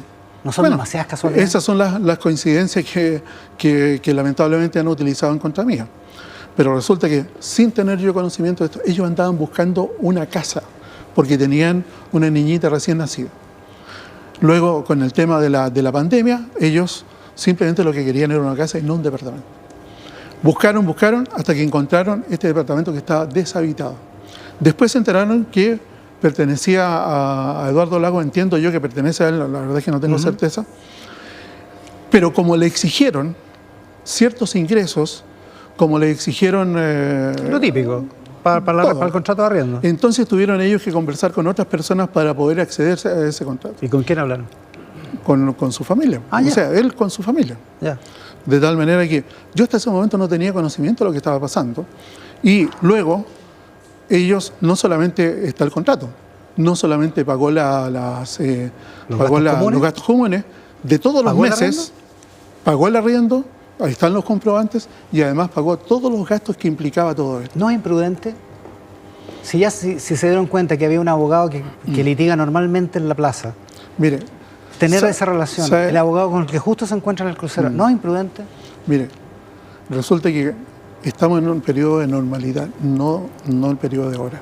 En un periodo de normalidad en donde uno actúa, o donde uno debe tener presente la buena fe de las personas. Yo no solamente conozco al abogado Lagos, conozco a muchos otros abogados. No, me imagino. Y la vinculación y la relación que tengo con ellos no es solamente con abogados, con otras personas más. Pero no viaja con ellos a Europa, no va a un crucero, no le arriendan el departamento. Pero en las condiciones que yo les he señalado. Yo no los invité, ni ellos me invitaron. Ministro, lo último, el otro día en una entrevista de Cintia Carvajal en el Mercurio, usted dice, sí, me han hecho un daño tremendo, pero siempre ha actuado honestamente. Sí. Con la mano en el corazón, ¿actuó prudentemente? Mire, si usted traslada esos hechos ahora, a la situación de ahora, sin ninguna duda que sí, porque están en prisión preventiva. O sea, fue imprudente, en ese sentido. Pero en aquel entonces yo no tenía nada que sospechar. Es como si le estuviera pidiendo a una persona que recién conozco, oiga, muéstrame esos antecedentes, ¿en qué negocio está usted? ¿Qué relaciones tiene? ¿Qué sociedades tiene? ¿No le parece que eso es imprudente frente a personas que recién está conociendo? Por lo tanto, la verdad es que yo no digo que aquí no haya habido nada, de lo cual pudiera yo haber hecho algo en forma distinta. pero resulta que yo voy actuando de conformidad con lo que está ocurriendo en ese minuto, ¿no? Yo no puedo adelantarme a hechos, es un prejuzgamiento. Y en ese sentido usted actuó correctamente, dice usted. ¿Sí? Ministro, supuesto. muchas gracias por la gentileza. Quiero pedirle un minuto más, ¿no? Mire, ya le dije que yo llevo muchos años en el Poder Judicial. Toda mi vida he tratado de ser justo con las decisiones que yo tomo. Yo he dictado miles de sentencias, miles y miles de sentencias. En todas ellas ando buscando la justicia. Yo me he presentado no solamente, digamos, por mis orígenes, ante la sociedad, ante las personas, como una persona humilde y sencilla, sino que ante los poderosos, pero especialmente ante la gente más desvalida. Y yo lo único que pido al Senado, a los senadores, y yo tengo mucha confianza en que ellos vayan a ser así, en que mañana hagan justicia conmigo ahora. Diego Sempértigue, ministro de la Corte Suprema. Diego, muchas gracias por la gentileza. Gracias. Vamos a una pausa, volvemos de inmediato en esta edición de Mesa. El director de Data Science de Anholster, Cristóbal Uneos, esta mañana aquí en Mesa Central. Cristóbal, muchas gracias por la gentileza de estar acá. Muchas gracias por la invitación. Analizaron qué pasó con los votantes, quién votó por quién el domingo pasado, ¿no? Más allá de si votaron por uno o por el otro. Digamos, Claro, ¿no? claro. Tomamos los datos de los resultados de las elecciones, ¿no es cierto? Y juntamos con la información demográfica que hay por las mesas. ¿Ya? Entonces, en esa asociación uno puede determinar cómo votaron las proporciones del electorado. Entonces dividimos el electorado en hombres, mujeres, y en 3 tramos etarios: menores 35, 35, 54 y 54 y más. ¿Y por qué es importante hacer este trabajo? Porque nos da luces, ¿no es cierto?, de dónde están las preferencias. Creemos que es muy informativo para la opinión pública y para la política, en el sentido de saber, oye, me da mejor en los jóvenes, me da peor en los adultos mayores, y uno tendería a pensar que, ¿no es cierto?, el presidente electo va a mirar estos números para decir, oye, tengo una debilidad aquí, quiero avanzar en este grupo para que después las próximas elecciones me vaya mejor. Y a nosotros nos permite entender un poco más el contexto de qué es lo que está pasando en la sociedad, informar a través de datos las tendencias. Veamos las láminas. Veamos Ya. las láminas. A ver, primero, ¿qué pasó con perfil de votantes? ¿Quiénes son los que votaron nulo y Nulos blanco? y Eso es lo que blancos, estamos viendo. claro. Ahora. A ver. Entonces, la primera vuelta, los nulos y blancos fueron el 3,5% de la votación, y uno puede ver que en general votaron un poco más nulo y blanco los hombres que las mujeres, ¿no es cierto? Y los que más votaron en los hombres son 4,6 de los 54 y más, ¿Ya? y las mujeres votaron 2,8, 54 más, pero las mujeres jóvenes votaron más nulo y blanco. Y el cambio importante fue hacia la segunda vuelta, ¿no es cierto?, donde sube los nulo y blanco al 7%, ¿Ya? y son los jóvenes los Esta que franja. aumentan más del doble, de 3,8 a 9 y 3,2 a 8,3. Ojo, acuérdense que uno de los candidatos llamó a votar en la segunda vuelta por nulo, ¿no es cierto? Exacto. Y él en los jóvenes sacó en promedio un 36%. Entonces uno puede decir que más o menos entre 1/3 y 1/4 de esos jóvenes votaron también. Ya. Entonces aquí hay una cierta... Lo siguieron. Lo siguieron a él, Ya. ¿no es cierto? Ah, Entonces bueno. ahí uno puede decir, oye, ojo con los nulos y blancos, Parisi sí tiene una llegada con los jóvenes, y Ya. aquí hay algo que el presidente electo, ¿no es cierto?, los partidos que van a gobernar deberían mirar con ojo. O sea, en estas dos barras, la de menores de 35 años en azul, una Uno podría explicación pensar posible es esa. que lo siguieron a él, que les hizo sentido esta frase, ¿no es cierto?, ni facho ni comunacho. Aquí hay que mirar hacia adelante. En hombres mayores de 54 y mujeres mayores de 54, y en el otro segmento de Claro, también, no en parece el fondo, haber ese esto cae efecto. un poco con la edad. La gente más vieja, ¿no es cierto?, tiende a haber votado antes, mientras que los jóvenes no tanto, y por lo tanto dicen, no, sabes qué más, chao, voy a votar nulo porque ninguno de los dos me representa. Y eventualmente porque Franco Parisi dice que hay que votar nulo. También Exactamente. podría ser una Eventualmente explicación, esto al menos indicio de que eso podría haber pasado. Otra lámina de este estudio de Anholster sobre la votación. Perfil de votantes según Claro, los ahora candidatos. miramos A los ver. que emitieron su voto válidamente emitido. Claro. ¿No es cierto? Los que votaron efectivamente por uno de los dos candidatos, y uno puede ver que en promedio a Parisi le fue mucho mejor en los hombres que en las mujeres. A José Antonio Cast. Perdón, a José Antonio Cast, ¿no es No, pero cierto? si Parisi hubiera llegado a segunda Claro. vuelta estaríamos hablando de otra cosa. De otra cosa, tienes toda la razón, lapsus mío. Y el grupo que mejor le fue 35-54, 70%. 2 de cada 3 personas entre 35 y 54 votó por José Antonio. Mira. Eso es un número muy, muy alto. Es muy Ahí alto, ¿no? está su fuerza, incluso en las mujeres, 62%. Claro, Él porque también se decía que tenía una debilidad en las mujeres. Pero Claro, ahí él está. le fue muy bien el 2021 en este grupo, pero es aquí donde aumenta cualquier cantidad y rompe de alguna manera esta barrera que tiene con las mujeres en este grupo. Esto es interesante, porque solo miremos las mujeres. Claro. Las menores de 35 años Ahí- los favorecen marginalmente. Claro, entonces él debería aquí apuntar a este grupo para decir, oye, ¿sabes que tengo una debilidad? Necesito ir a recuperar para ser mayoría.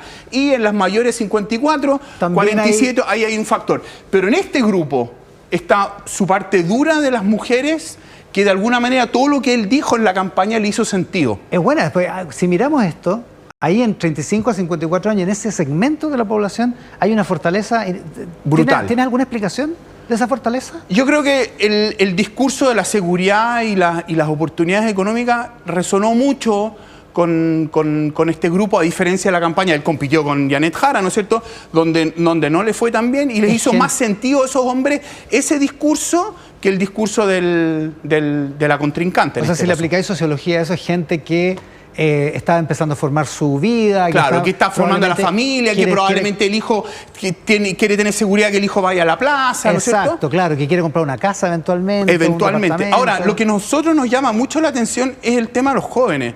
Teníamos un gobierno que vino con la juventud, Exacto. prometió una agenda de educación superior, estaba discutiendo en el Parlamento toda una reforma a la educación del financiamiento, y a estos jóvenes eso no les importó. Entonces yo creo que ojo con lo que uno cree que electoralmente te da beneficio y otro que efectivamente te da. Puede ser que la cosa de la educación superior No sea muy chico, una parte y a, de este grupo. y a estos jóvenes no les movió la aguja. Evidentemente no se la movió. Entonces aquí uno diría pensar, yo creo, esta es mi lectura mirando otros datos, que el tema económico y seguridad también es importante. Claro. En el sentido de que sobre todo el tema económico, muchas carreras que a los jóvenes les cuesta, la formación técnico-profesional, los niños que salen del colegio, que van directamente al mercado laboral, nos olvidamos de ellos y quizás a ellos el discurso de José Antonio Kast les hizo un montón de sentido. Y en una mirada general de esta lámina, como lo deben estar viendo en la moneda chica, habría que fijarse, tienen a los hombres aparentemente seguros. Los hombres seguros, el tema de las mujeres son dos grupos, una 54 debilidad. y más, probablemente algo de la PGU, las pensiones, ¿no es cierto? Hubo toda una discusión Claro. cuando salió el programa gobierno. Claro, esas son mujeres que están en el borde de la jubilación. se Claro, jubilan a o los están 60. jubiladas, ¿no es Claro, cierto? Claro. Y después las mujeres jóvenes, quizá el tema un poco más valórico. El de derechos. El de derecho, ¿no es cierto? Están ahí al margen. Entonces, el presidente electo diría, si quiere tener mayoría ya más para la próxima elección, ¿no es cierto?, enfocarse en esos grupos. Los hombres los tiene que mantener y tiene oportunidad de crecimiento a las mujeres. Uno podría decir que este grupo de mujeres menores de 35 no compra tanto el gobierno de emergencia porque dice siempre está el riesgo de la De que me después, quiten, del ¿no es aborto, cierto? de todo eso. Exactamente. Ya. Entonces ahí tiene un flanco que tiene que mirar, sobre todo si se proyecta hacia adelante y dice, oye, yo quiero ganar municipal, presidencial. Claro. Porque se van a subir en el escalafón. Van a ir aumentando la edad, Claro. además. Ya, la tercera lámina de este estudio con Cristóbal Ya, Muñoz. y esta es la transición de primera a segunda vuelta. O sea, Entonces, el que votó en primera vuelta, ¿por quién votó en segunda? claro, entonces, ¿qué es lo que hacemos aquí? Este es un análisis hecho a nivel de locales de votación. Uno puede con este método estadístico decir, bueno, si estos votaron así y estos votaron así, yo lo miro a través de todo el país, yo puedo establecer relaciones. ¿No es cierto? Entonces, en este caso, nosotros podemos ver que en el caso de la candidata Jara, ¿no es cierto?, un 97% de los que votaron por ella en primera vuelta, votaron en segunda, hace sentido. ¿No es cierto? Razonable. No estamos tan locos. Claro. Parisi, 34%. Votó por Jara. Votó por Jara. O sea, 1 de cada 3 De los votantes de Parisi, terminó votó votando por Jara. Ojo, Matei, el 25%. Epa. Entonces, cuando decimos que en la primera vuelta los candidatos de derecha sumaron 50,3, hay una parte de esa torta que en segunda vuelta votó por Jara. Entonces uno puede pensar votantes de centro izquierda que no estuvieron dispuestos a votar por Jara en primera vuelta, pensando que podía pasar Evelyn Matei, en segunda vuelta dijeron... Votaron por Jara. Votaron por Jara, y entonces aquí hay un electorado importante para el futuro gobierno decir, oye, no, yo quiero que ellos vuelvan a votar por derecha. Claro, este segmento, que uno podría calcular cuántos son, porque Sí. es la votación de Matei dividida por 4, digamos. Exactamente. Eso está en disputa en el fondo. Exactamente. Podrían volver a votar por la derecha. votar a la derecha ya lo hicieron una vez, O pero podrían votar por una cosa más parecida a la claro, concertación. porque no les gustó, No les gustó José Antonio Kast. Entonces, ojo, el 50,3, hay una parte que sí dio el salto una vez, pero no estuvo dispuesto a darlo en la Pero segunda. no lo dio dos veces. No lo dio dos veces. A Y ver. después, José Antonio Kast, 95%, Kaiser, 95%, bien impresionante. Impresionante. Yo pensé, nosotros tuvimos toda una discusión interna en el equipo que este porcentaje iba a ser más bajo porque mucha gente decía, Kast no, está demasiado hacia la centro derecha y por lo tanto amarillo. es demasiado amarillo y por lo tanto no, pero ¿Ya? Kaiser supo convocar, alineó a los suyos para votar por José Un Antonio. buen punto, porque eso no solo habla de Kast, también habla de Kaiser Claro. y de la disciplina con sus votantes. Y eso es relevante para lo que vaya a pasar ahora. Kaiser, ¿va a estar o no va a estar en el gobierno? Claro, ¿Los es suyos importante. van a estar o no van a estar en la coalición? Claro, porque estos son 1.800.000 votos.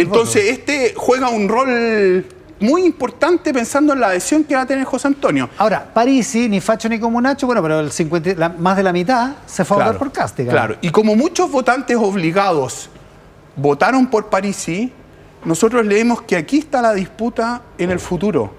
El futuro se pelea en los votantes obligados. Ya. Que esta vez votaron por Parisi y se fueron por Kast. Porque este es el clivaje. Porque el grueso de esta votación es obligado. Es obligado. Y Entonces, más de no la el mitad grueso, se fue- pero más o menos un tercio. Ya. Entonces aquí hay un grupo importante que con voto voluntario no habría votado, votó por Parisi y en segunda vuelta dijo, no, ¿sabes qué más? Yo quiero a José Antonio Kast porque me hace más sentido el discurso. Entonces aquí hay una torta que se van a disputar También, ya. hacia el futuro. Entonces, ojo con Kaiser, ojo con Parisi, y aquí va a ser relevante lo que hagan los diputados. A partir de marzo, ¿dónde van a estar? Van a estar con el gobierno. Los diputados de Parisi. Los diputados de Parisi, que muchos de sus votos también son obligados y van a tratar de representar a sus electores. Y después, Y este es el mundo centro derecha, Chile Vamos, la lealtad a Matei, donde solo 2 de cada 3 votó por José Antonio Kast. Bueno, y después los nulos y blancos, ojo, 11% y 10% también. 10% Matei. Aquí también hay potencial. Se fueron al nulo. Aquí también hay un potencial de votantes de centro derecha que dicen 35, claro. José No Antonio Kast.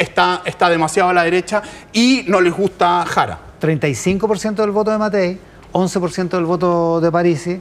Ya, No, interesante. 10% al voto Matei. No, es que estoy pensando en 35 que está en disputa. Que está en disputa, El exactamente. 25 que se fue a Jara, más 11 que se fueron al nulo, digamos, que no estuvieron dispuestos a votar por Kast. Exactamente, en el fondo. exactamente. Ya, buenas conclusiones. Bueno, lo está mirando muy atentamente Guillermo Ramírez, el presidente de la UDI. Está viendo para dónde se fueron sus votos.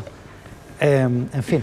Sí, pues. Entonces yo creo que esto es informativo para que los partidos también entiendan y sobre todo que algunos están mirando la autocrítica. La autocrítica sin datos no es una autocrítica que nosotros creemos que sea constructiva hacia el futuro. Y esto es muy interesante porque Cristóbal Unos precisamente se encarga de los datos en el Holster. Muchas gracias, Cristóbal. Muchas gracias, por la Iván. gentileza. Pausa y estamos de vuelta en esta edición de Mesa Central por el 13, por Tele 13 Radio y por T13 en vivo, además de todas nuestras plataformas. La pausa y volvemos. En el estudio, el diputado y presidente de la UDI, Guillermo Ramírez. Guillermo, muchas gracias por la gentileza de estar acá. Buenos días. Muchas gracias a ti por la invitación. ¿Está contento, no? Sí, la verdad es que sí. Dicen que Kast es el primer presidente de la UDI realmente, ¿no? Al menos el primer presidente gremialista. Sí, es gremialista, ¿no? Porque al final muchos somos discípulos de Jaime Guzmán, algunos directamente, como José Antonio Kast, que lo conoció. Sí, pero usted es harto más joven, ¿no? Claro, yo no conocía a Jaime Guzmán, se murió, lo asesinaron cuando yo tenía 11 años. Pero claro, yo estuve en el movimiento gremial en la Católica, fui presidente del movimiento gremial, trabajé en la Fundación Jaime Guzmán, recibí esa formación. Entonces sí, en cierto modo es cierto que es el primer presidente gremialista y eso hace que el entendimiento entre nosotros sea mucho más fácil. ¿Hace menos dolorosa la derrota? Mira, la verdad es que la derrota que tuvimos en primera vuelta fue muy dolorosa. Salir quinto, obviamente que es un fracaso. No supimos interpretar bien lo que los chilenos necesitaban y querían. Pero conforme fue avanzando la campaña de segunda vuelta, uno ya se empieza a involucrar cada vez más en la candidatura de José Antonio Kast. Yo creo que la convocatoria que hizo José Antonio Kast después de la primera vuelta fue muy acertada. Esto de llamar a un gobierno de unidad nacional para enfrentar esta emergencia que está viviendo Chile, que muy tempranamente Arturo Esquella se juntara con los presidentes de Chile Vamos. Eso fue el martes en la mañana, había pasado un día recién de la elección de primera vuelta, y que rápidamente nos incorporáramos al comando en un trabajo que además fue muy armónico. No hubo ninguna gran pelea, no hubo ninguna ese trabajo gran se hizo discusión. bien, dice usted. Se hizo muy bien, y en esas 4 semanas uno va sintiendo la candidatura cada vez más como propia. Y por supuesto que el domingo pasado celebramos por todo lo alto el triunfo de José Antonio Kast. Celebraron genuinamente, Sí, honestamente. genuinamente. ¿Coalición? ¿Acuerdo? ¿Alianza? ¿Gobierno? ¿Cuál es su postura políticamente hablando? A ver, yo como abogado tengo la deformación de decir, mira, las cosas son lo que son. Nadie es A lo perfecto. mismo, en el fondo, el nombre que tú les pongas. Nosotros hoy día estamos... ¿Y qué son entonces? Bueno, hoy día nosotros estamos convocados a este gobierno de emergencia. José Antonio Kast ha dicho que tiene que ser un gobierno de unidad nacional para enfrentar los principales problemas que tienen los chilenos, particularmente en materia de seguridad y economía. Y nosotros, por supuesto, que ese llamado lo acogemos y responsablemente vamos a colaborar en todo lo que sea parte. No solamente colaborar, ser parte activa, eso ha ido ocurriendo esta semana con los distintos gestos y conversaciones que hemos ido teniendo. Y bueno, vamos a estar trabajando todos juntos. Todos juntos, incluyendo a Johannes Kaiser y al Partido Nacional Libertario. Bueno, eso es parte de lo que ellos tienen que definir. ¿Ellos quiénes? Pero creo... El libertario, porque el llamado de José Antonio Kast fue muy claro. Al día siguiente, después de juntarse con el presidente Boric, nosotros tuvimos esta reunión en la calle La Gloria, en la nueva sede, en la Moneda Chica, y ahí estaba sentado Johannes Kaiser, y estaban todos los presidentes y secretarios generales de esos partidos. ¿Cuál era la actitud de Kaiser ahí? Yo creo que el ánimo de todos era muy bueno, todos con expectativa de que vamos a tener un buen gobierno, de que vamos a poder resolver problemas de los chilenos, de que nuestras ideas se van a poder proyectar en el futuro. Pero bueno, durante la semana trascendió, hablaron ahí los dos hermanos de Johannes Kaiser diciendo no nos deberíamos incorporar al gobierno. Eso es algo que tienen que resolver ellos. Yo estoy seguro, porque José Antonio Kast lo dijo en esa mesa, que lo que él quisiera, José Antonio Kast, es que tengamos este gobierno de unidad nacional, que sea una coalición amplia, que todo lo que esté a la derecha y a la izquierda se una para poder tener así la fuerza en el Congreso, pero también la fuerza social que nos permita hacer los cambios que Chile necesita. Ya, lo que pasa es que igual es difícil. Pensando en esa misma, esto es el lunes al mediodía, ¿cierto? Así es. Esta reunión, y estaba Jimena Rincón, la senadora. Así es. Y estaba Johannes Kaiser, y uno decía, entre estas dos personas, poca intersección, digamos, hay poco punto en común. Poca intersección mirando hacia el pasado, mucha mirando hacia el futuro. Y esto no es una frase bonita, Suena bien, digamos, en todo Suena caso, bien, gracias, pero el punto es otro, el tema de fondo es, para ponerlo en castellano simple, yo le compro a David Altman su idea, su teoría de que estamos frente a un nuevo clivaje, porque yo lo viví. Cuando estábamos en el comando de Evelyn Matei, estábamos sentados en la mesa gente de las más diferentes expresiones políticas, algunos que son todavía partidarios del general Pinochet, otros que son abiertamente contrarios, otros más de mi generación que lo vemos con más distancia, más desapasionado, y podemos ver las luces y sombras de ese gobierno. Pero no era un tema, algo que hubiera sido motivo para tirar las sillas por la cabeza hace algunos años atrás, no era un tema. El tema era esta sensación en el aire de que la amenaza más real, más actual, más peligrosa, es que estamos frente a una izquierda que no va a dudar en refundar Chile, en partir de una hoja en blanco, incluso fomentando o al menos tolerando la violencia, y que eso es un peligro real que hay que combatir. Eso a mí con Jimena Rincón y también con Johannes Kaiser nos une, porque el estallido fue antes de ayer, no ha pasado tanto tiempo, la izquierda tuvo esa actitud antes de ayer. Uno mira el programa Gabriel Boric, Iván.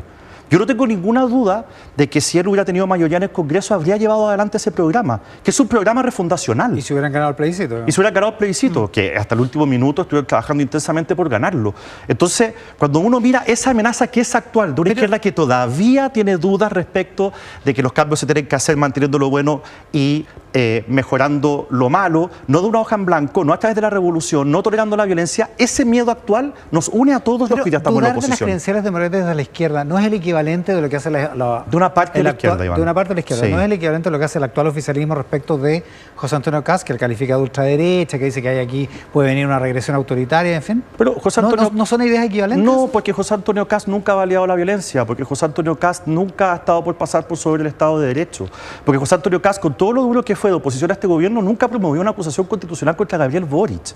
Entonces, uno no puede empatar cuando los hechos son tan disímiles. Entonces, la situación, los hechos son muy disímiles. Ahora, igual es raro yo no estoy diciendo que hoy día la izquierda vaya a ser así. Yo espero que en la reflexión que ellos han tenido en estos años, hayan aprendido que, por ejemplo, hubo un intento de autocrítica de Giorgio Jackson, sí. que yo digo, bueno, Si ese intento de autocrítica es algo más generalizado y ellos dicen no vamos a volver a cometer los errores, bueno, uno podría, pero hoy día... ¿Usted dice intento porque no es suficiente? Porque le llamó autocrítica, pero yo me di... No voy a decir nada. Yo leí el documento y sí, hay lugares de autocrítica, hay lugares en que él resalta los logros. Es más bien un análisis. Yo creo que es más bien un... Más que una autocrítica. Más que una autocrítica. Igual es raro que usted diga, mire, a lo que nos une a todos nosotros es el miedo a que la izquierda tenga el proyecto refundacional. Es el nuevo clivaje. El nuevo clivaje. Pero es que el nuevo clivaje al final es... Pero no puede ser el miedo lo que... No, es que el miedo es una forma simple. Bueno, yo estaba diciendo la sensación que había en esa mesa en el comando de Evelyn Matei de que nosotros teníamos la convicción de que si la izquierda tenía la oportunidad iba a intentar refundar el país. Bueno, era cosa, insisto, de ver el proyecto constitucional que reflejaba todas las ideas de la izquierda, era cosa de ver el programa de gobierno de Gabriel Boric. Al final, Gabriel Boric no pudo llevar adelante su programa porque no tuvo la mayoría en el Congreso y porque recibió este portazo de la ciudadanía con el 62% del proceso constituyente. Ahora, pero acá estamos los que queremos resolver los problemas a través de la institucionalidad, con pleno respeto al Estado de Derecho, entendiendo que los acuerdos, y en eso José Antonio Kast esta semana ha sido clarísimo, son necesarios, y aquí no se trata simplemente de estar, como muchas veces lo intenta la izquierda, polarizando lo más posible el ambiente. Creo que el gobierno de José Antonio Kast hoy día va a interpretar mejor lo que los chilenos esperan en términos de cómo debe progresar el país, de lo que la izquierda estaba proponiendo hace 4 años atrás con Gabriel Boric y el proceso constitucional. Pero ¿no subyace en su respuesta esta idea de que a partir del 11 de marzo la izquierda en la oposición se va a comportar antidemocráticamente? Yo no tengo cómo saberlo y yo espero que no. De verdad, lo digo sinceramente. ¿No tiene confianza en que lo van a hacer, en que van a cambiar de actitud? Yo he tenido la posibilidad de conversar con parlamentarios que fueron reelectos de izquierda, y que ellos aseguran que van a ser una oposición constructiva, patriótica, que no van a volver a ser como fueron con el presidente Piñera, en el que parecía que el único criterio para tomar una decisión era cuánto daño se le hacía al gobierno. El criterio de qué tan bien o mal le hace a Chile no estaba presente. Y la mejor demostración de eso es que muchos proyectos de ley que presentó el presidente Piñera, la izquierda los votó en contra. Y luego el mismo proyecto presentado por el presidente Boric en materia de seguridad lo votaban a favor. O sea, les daba lo mismo lo que resolvía o no la delincuencia. Era hacerle daño al gobierno del presidente Piñera. Y le dicen esto no va a pasar de nuevo. ¿Les cree? Yo quiero creerles. Yo quiero darle el beneficio de la duda de que ellos van a ser así. Pero uno no puede ser buenista y de buenas a primeras, por una palabra de un parlamentario de centro izquierda, borrar con el codo todos los hechos, todo lo que vimos. Porque acá, perdón, pero en la acusación constitucional contra el presidente Piñera, los únicos que votaron en contra fueron Jimena Rincón y fue el actual presidente de la Democracia Cristiana. Todos los demás de izquierda votaron a favor, incluso los senadores que uno entiende que son más moderados. Si vivimos un momento de locura, en el que de verdad a ellos se perdieron el control, si tú quieres, o la sensatez, y se dejaron arrastrar por este ambiente violento, enrarecido, polarizado que hubo en esa época. Convengamos que hubo un senador que se abstuvo, un senador de derecha, digamos, que se abstuvo en esa votación, y además que hubo... Las abstenciones son votos en contra en el Congreso. Y que hubo parlamentarios de derecha. Sí, pero simbólicamente no es lo mismo que votar en contra. Simbólicamente, pero en la práctica y que hubo parlamentarios de derecha que votaron a favor de los retiros de fondo. O sea, digo, la locura era generalizada. Bueno, obvio, si los periodos de locura arrastran muchas veces a todo el mundo, pero algunos se volvieron más locos que otros. Como en la granja de animales. Eso que unos son más iguales que otros. Unos son más iguales que otros. El amarre, lo que llama la actual oposición llama amarre, este acuerdo al que llega Hacienda con los empleados fiscales para, de alguna manera, garantizar la estabilidad de los empleados fiscales. Yo creo que hablar de amarre es ser demasiado condescendiente. Esto es la corrupción institucionalizada. ¿Corrupción? Institucionalizada. ¿Por qué? Porque lo que esto está haciendo es por una vía mañosa quitarle la posibilidad al siguiente gobierno de poder poner en ciertos cargos que son importantes y que nombre el presidente a personas que compartan las ideas que tiene el nuevo presidente, la urgencia, la mirada de futuro, para dejar puesto a personas que son partidarias tuyas, que son cercanos a ti y que tú no quieres que pierdan la pega. Hay como 3.000 cargos que nombra el presidente de la República. 2.700, efectivamente. Ya, pues, más o menos. ¿Sí? 2.700 cargos, eso no está en cuestión. Pero acá estamos hablando de 350.000 cargos que quedarían amarrados, Pollón. Entonces, ¿cuál es la razón de hacer eso? Simplemente que la gente que yo nombré, que la gente que estuvo en mi gobierno y que uno podría asumir que tiene una sensibilidad más bien o más cercana a la de Boric que a la de José Antonio Kast, se quede en el gobierno. Eso...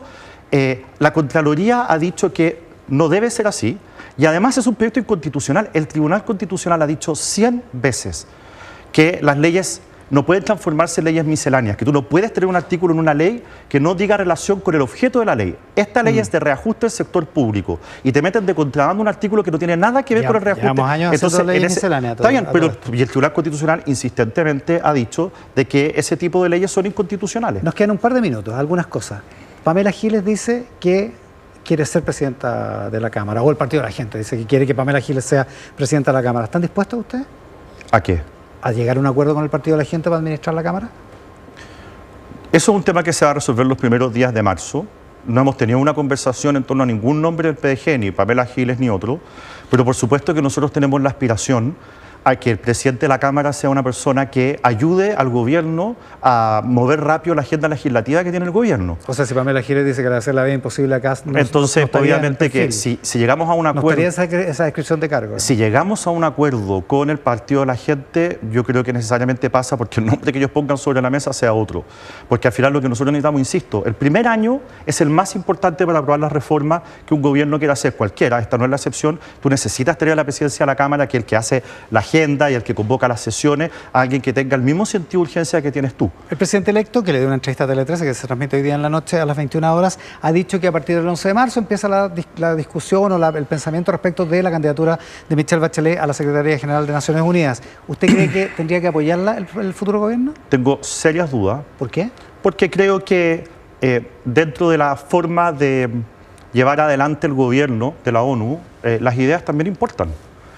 Y creo que una agenda de Michelle Bachelet, en lo que pueda hacer la ONU, es distinta a la agenda que podría tener alguien de nuestras ideas. Y por lo tanto, si el presidente Kast toma la decisión de apoyar por razones de Estado a Michelle Bachelet, nosotros nos cuadramos. De eso no hay ninguna duda.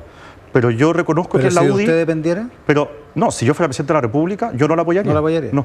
Y creo que para la UDI, de nuevo, aquí estos son temas de Estado más que de gobierno, y por lo tanto, si José Antonio Kast, presidente, toma la decisión de apoyarla, la vamos a apoyar, pero para la UDI, por supuesto que la figura Michelle Bachelet es incómoda. Ahora, la UDI es un partido que hoy día va a participar probablemente de ese debate.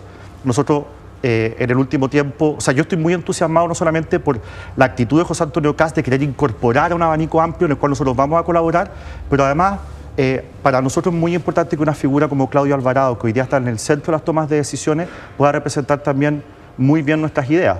Es una persona muy importante para la UDI, trabajó en ambos gobiernos del presidente Piñera, era un hombre muy cercano al presidente Piñera, y que José Antonio Kast haya tomado la decisión de convocarlo, para nosotros es una gran noticia. ¿Lo ve como nuevo ministro del Interior? Yo creo que las capacidades de Claudio Alvarado están para lo que se le pida. Es un hombre con una experiencia infinita.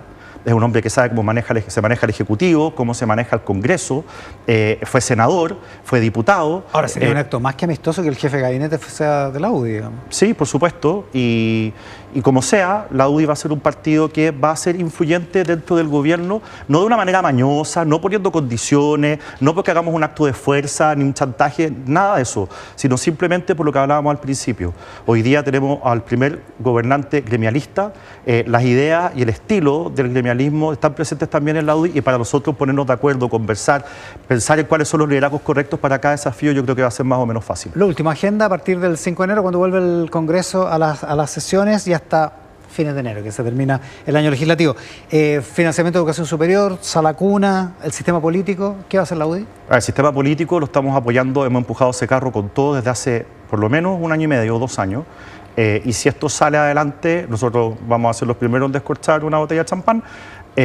No vamos a lograr, desde ya todos lo sabemos, no vamos a lograr todo lo que querríamos hacer, pero por lo menos ir avanzando nos permite ir acotando la fragmentación. Después, cuando bajemos de 20 partidos a 12, podríamos avanzar en otras reformas que permita bajar de 12 a 6.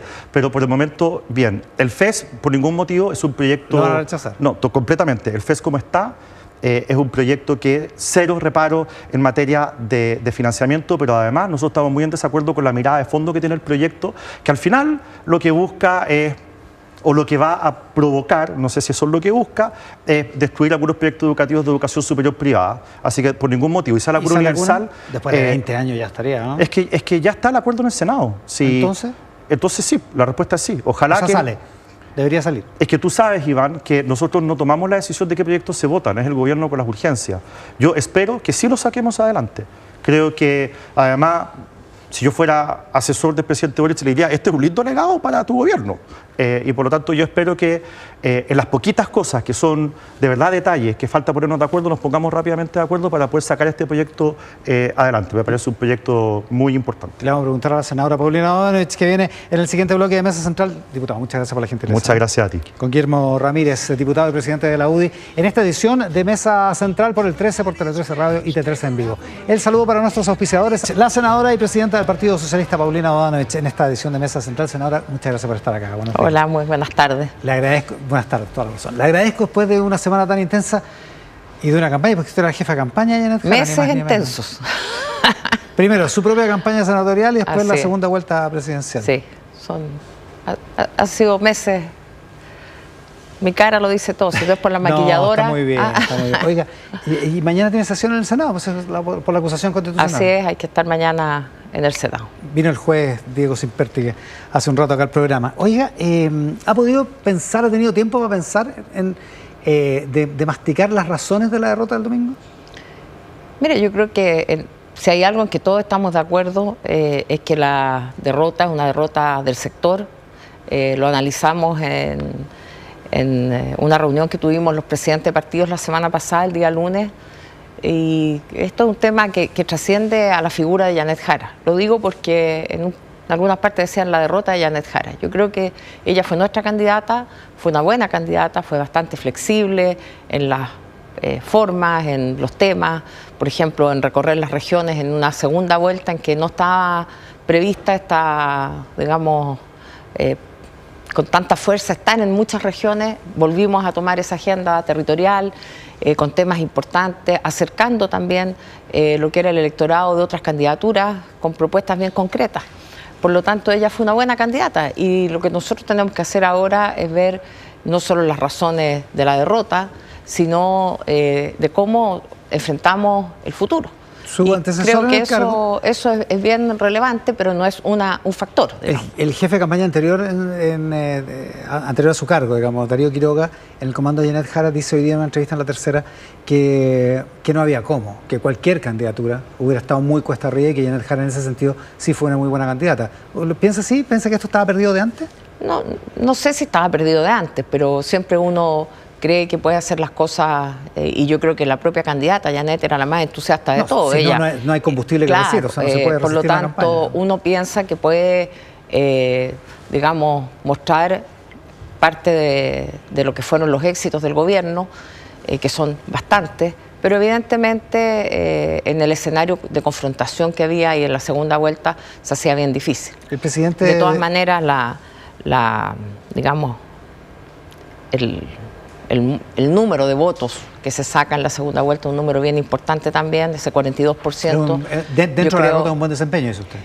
Claro, porque finalmente remontar 1,5 millones de votos no es fácil, porque la primera vuelta fue muy baja la votación que tuvimos, la verdad.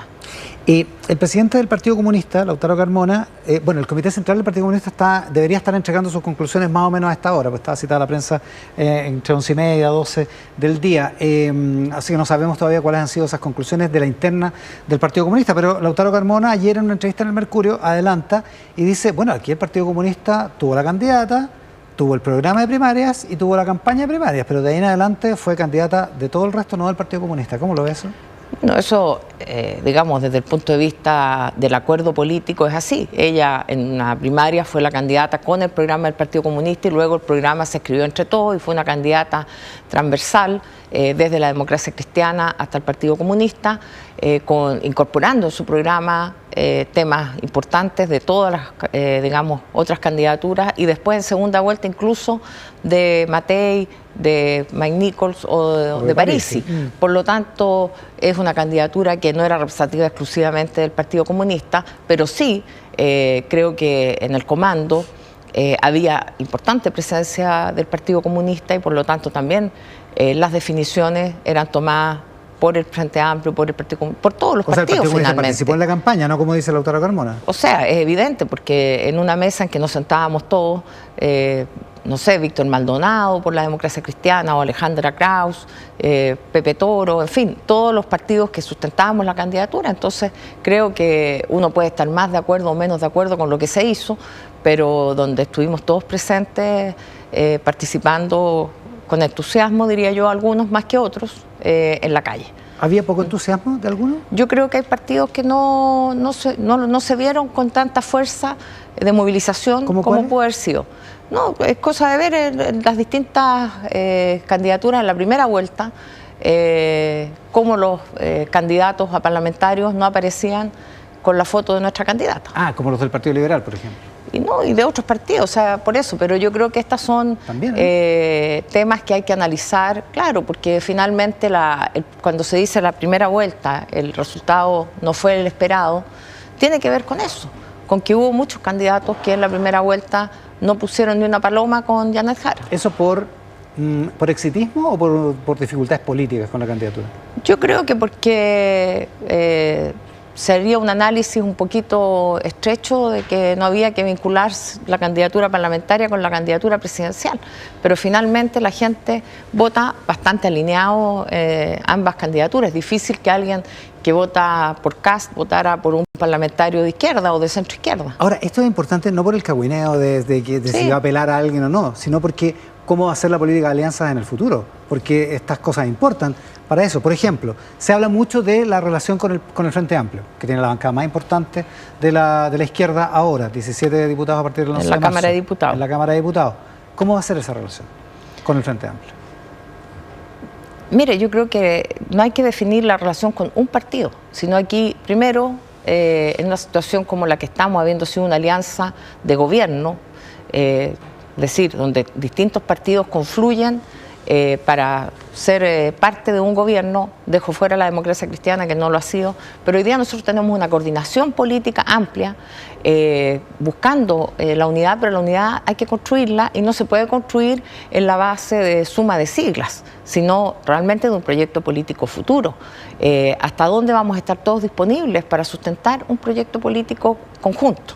Y esa es la pregunta que hay que hacerse. Entonces, ahora, la definición de nuestro partido no es en base a un partido, a dos partidos o a cuál preferimos por sobre otro, sino más bien a ir construyendo una posibilidad de unidad de la centroizquierda importante que sea garantía y posibilidad de recuperar un futuro gobierno. Pero esa construcción se hace con algunos énfasis o se parte por alguna parte. ¿Usted partiría con el Frente Amplio o partiría con el Partido Comunista? ¿A quién ve más cerca el Partido Socialista? Es que por eso digo, no es ni el Partido Comunista, ni el PPD, ni el Frente Amplio en particular. Yo creo que la importancia aquí es buscar la unidad, pero construirla sobre bases ciertas. En el fondo hay que convocar un proyecto político. ¿Incluyendo la democracia cristiana? Partiendo por la democracia cristiana, que es muy importante. Y el PPD, lo que pasa con los radicales hoy día, que están en una situación compleja, es un partido, el partido más antiguo de Chile, está en una situación complicada. Y todas esas 26.000 militantes que tiene el Partido Radical, que tiene muchos concejales, alcaldes, bueno, esas personas son importantes para nuestro mundo, no los vamos a dejar solos.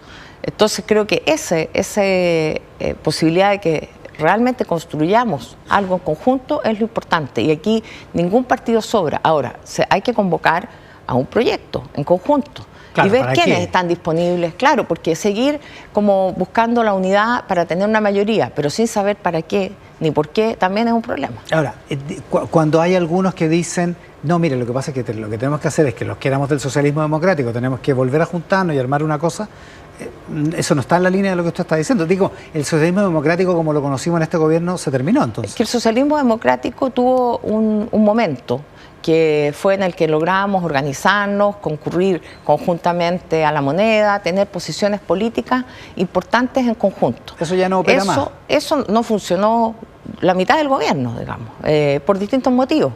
Y eso no quiere decir que no se pueda construir un espacio en conjunto, pero vuelvo al tema, es sobre ciertas ideas. No es contra un partido o contra otro, sino más bien buscando un proyecto en conjunto. Ahora, buscando ese proyecto en conjunto, ¿cómo ve el futuro de Janet Jara? Bueno, yo creo que ella es un liderazgo importante del sector y tendrá que buscar o decir ella cuáles son sus reales intenciones. Yo creo que es apresurado llamarla, forzarla a algo, pero evidentemente ella es una política de larga trayectoria y creo que también él va a estar trabajando siempre por la unidad. O sea, va a ser un activo del sector, digamos. La pregunta es, si usted la ve, no quiero que hable por ella, solo usted estoy preguntando su análisis político, ¿la ve dentro o fuera del Partido Comunista? Es que esas son decisiones personales de ella, entonces creo que su liderazgo trasciende al Partido Comunista, tal como lo demostró el hecho de que fuera nuestra candidata, y será ella la que tenga que tomar sus decisiones propias. Hablemos de esta semana, cuando empieza la transición, empieza este periodo donde tenemos un presidente electo y un presidente en ejercicio. El acuerdo con los empleados fiscales, el presidente de la UDI, Guillermo Ramírez, ahí parado recién, dijo que era corrupción institucional. Creo que es una acusación fuerte, digamos, o sea, hablar de esa manera. Sí quiero decir que yo al menos, y pregunté a otros senadores si conocían el protocolo, porque se menciona en la prensa que hay un número 14 del protocolo que incluiría un acuerdo. Sí, de hecho hay pantallazos. Bueno, yo no lo conozco, no hemos recibido esa información, y creo que es algo que tenemos que debatir en el Congreso a raíz de si en una ley de reajuste corresponde que vayan incorporadas normas de esta naturaleza. Creo que hay que distinguir entre... O sea, no es obvio para usted. No, porque... O sea, no es obvio respaldar el acuerdo. Como no conozco tampoco el contenido, de verdad, no lo he tenido a la vista, me parece que hay que distinguir entre aquellos funcionarios públicos que son de exclusiva confianza y que evidentemente expira su condición, los jefes de división, hay muchos que son funcionarios de confianza. Sí, esto va más allá de eso. Claro, pero y la segunda cosa que me preocupa es que los cargos funcionarios públicos ha ido progresivamente hacia una judicialización. Si hay despidos, se judicializan, eso tiene un costo para el Estado, tiene un costo para los servicios, no se pueden designar si está todavía en disputa judicial. Entonces también tiene que haber una norma clara, porque lo que ha ocurrido es que hay interpretaciones primero de la Contraloría, luego ahora de los tribunales. Entonces a mí me gustaría que tuviéramos una norma clara, pero que creo que el contexto de discusión excede el de la ley de reajuste del sector público. ¿Las primeras señales del gobierno de José Antonio Kast, cómo las ha visto? Primero, lo que él ha dicho en sus discursos, en sus intervenciones, me ha parecido ponderado, buscando un sentimiento unitario. No me gustó esta cosa de la motosierra, la encontré chabacana. ¿Ya? Pero creo y espero que no caigamos en esos estereotipos ni de la motosierra, ni de retroexcavadoras, ni de ninguna cosa que no busque precisamente lo que creo que todos queremos, que es poder llegar a importantes acuerdos en el futuro por el bien del país. Hay temas muy relevantes que requieren aquello, él no tiene la mayoría en el Congreso y por lo tanto yo lo que buscaría es que tengamos acuerdos amplios en varias materias. Cuando el presidente electo desde el domingo en adelante, lo ha repetido algunas veces, está dispuesto a buscar acuerdos, ¿usted le cree eso? Pero por eso digo que espero que logremos ir consolidando eso, porque por ejemplo leo hoy día que hay una reforma tributaria eventualmente que tiene una complejidad importante. Que es la recaudación fiscal. Ahora, como todo esto lo leemos en el diario, no sabemos cuánto de fondo tiene, por eso no creo hay proyecto todavía. Por eso pero creo que lo que se entiende es que va a bajar el impuesto a la empresa, el impuesto corporativo, y que va a haber un intento de reintegración tributaria. Por eso creo que es importante también que todos estos diálogos se hagan en el espacio que corresponde, que es el Parlamento, donde cada uno responsablemente tome posiciones fundadas respecto del efecto que tienen cada una de estas eventuales modificaciones legales. En principio, ¿una reforma tributaria usted no la apoyaría? Es que no la conozco. En el sentido de lo que estamos hablando. Pero sí leí la opinión, por ejemplo, de Mario Marcel, pero como son opiniones que tampoco tenemos todavía el contenido, yo no creo que uno tenga que oponerse a todo per se. Sí creo que tenemos que dialogar de verdad. O sea, si la posición es buscar la unidad, busquémosla, sentémonos en la mesa, conversamos, conocemos las propuestas y vemos cuál es la finalidad de cada una de estas normas y reformas y cuál va a ser el efecto. Y por último, ¿tiene que apoyar la candidatura de Bachelet a Naciones Unidas, el presidente electo? Yo esperaría que sea una decisión de continuar con una política que es de Estado, la ha asumido la Cancillería en forma muy profesional, el gobierno el presidente Boric apoyó a Andrés Alamán para ir a la Secretaría General Iberoamericana, también con una política, digamos, de continuidad, una política internacional, de manera tal que también yo quisiera que ocurriera lo mismo en el caso de la presidenta Bachelet. Senadora, muchas gracias por la gentileza de estar acá. Muchas gracias. Con la senadora Paulina Bodanovich, presidenta del Partido Socialista, terminando esta edición de Mesa Central. Pasamos ya de la 1 de la tarde. Recuerden que esta noche en la edición central de Tele 13 entre la primera entrevista política con el presidente electo José Antonio Kast. Y ahora, de inmediato, acá en el 13 y entre 13 en vivo, en la edición de Tele 13 Tarde.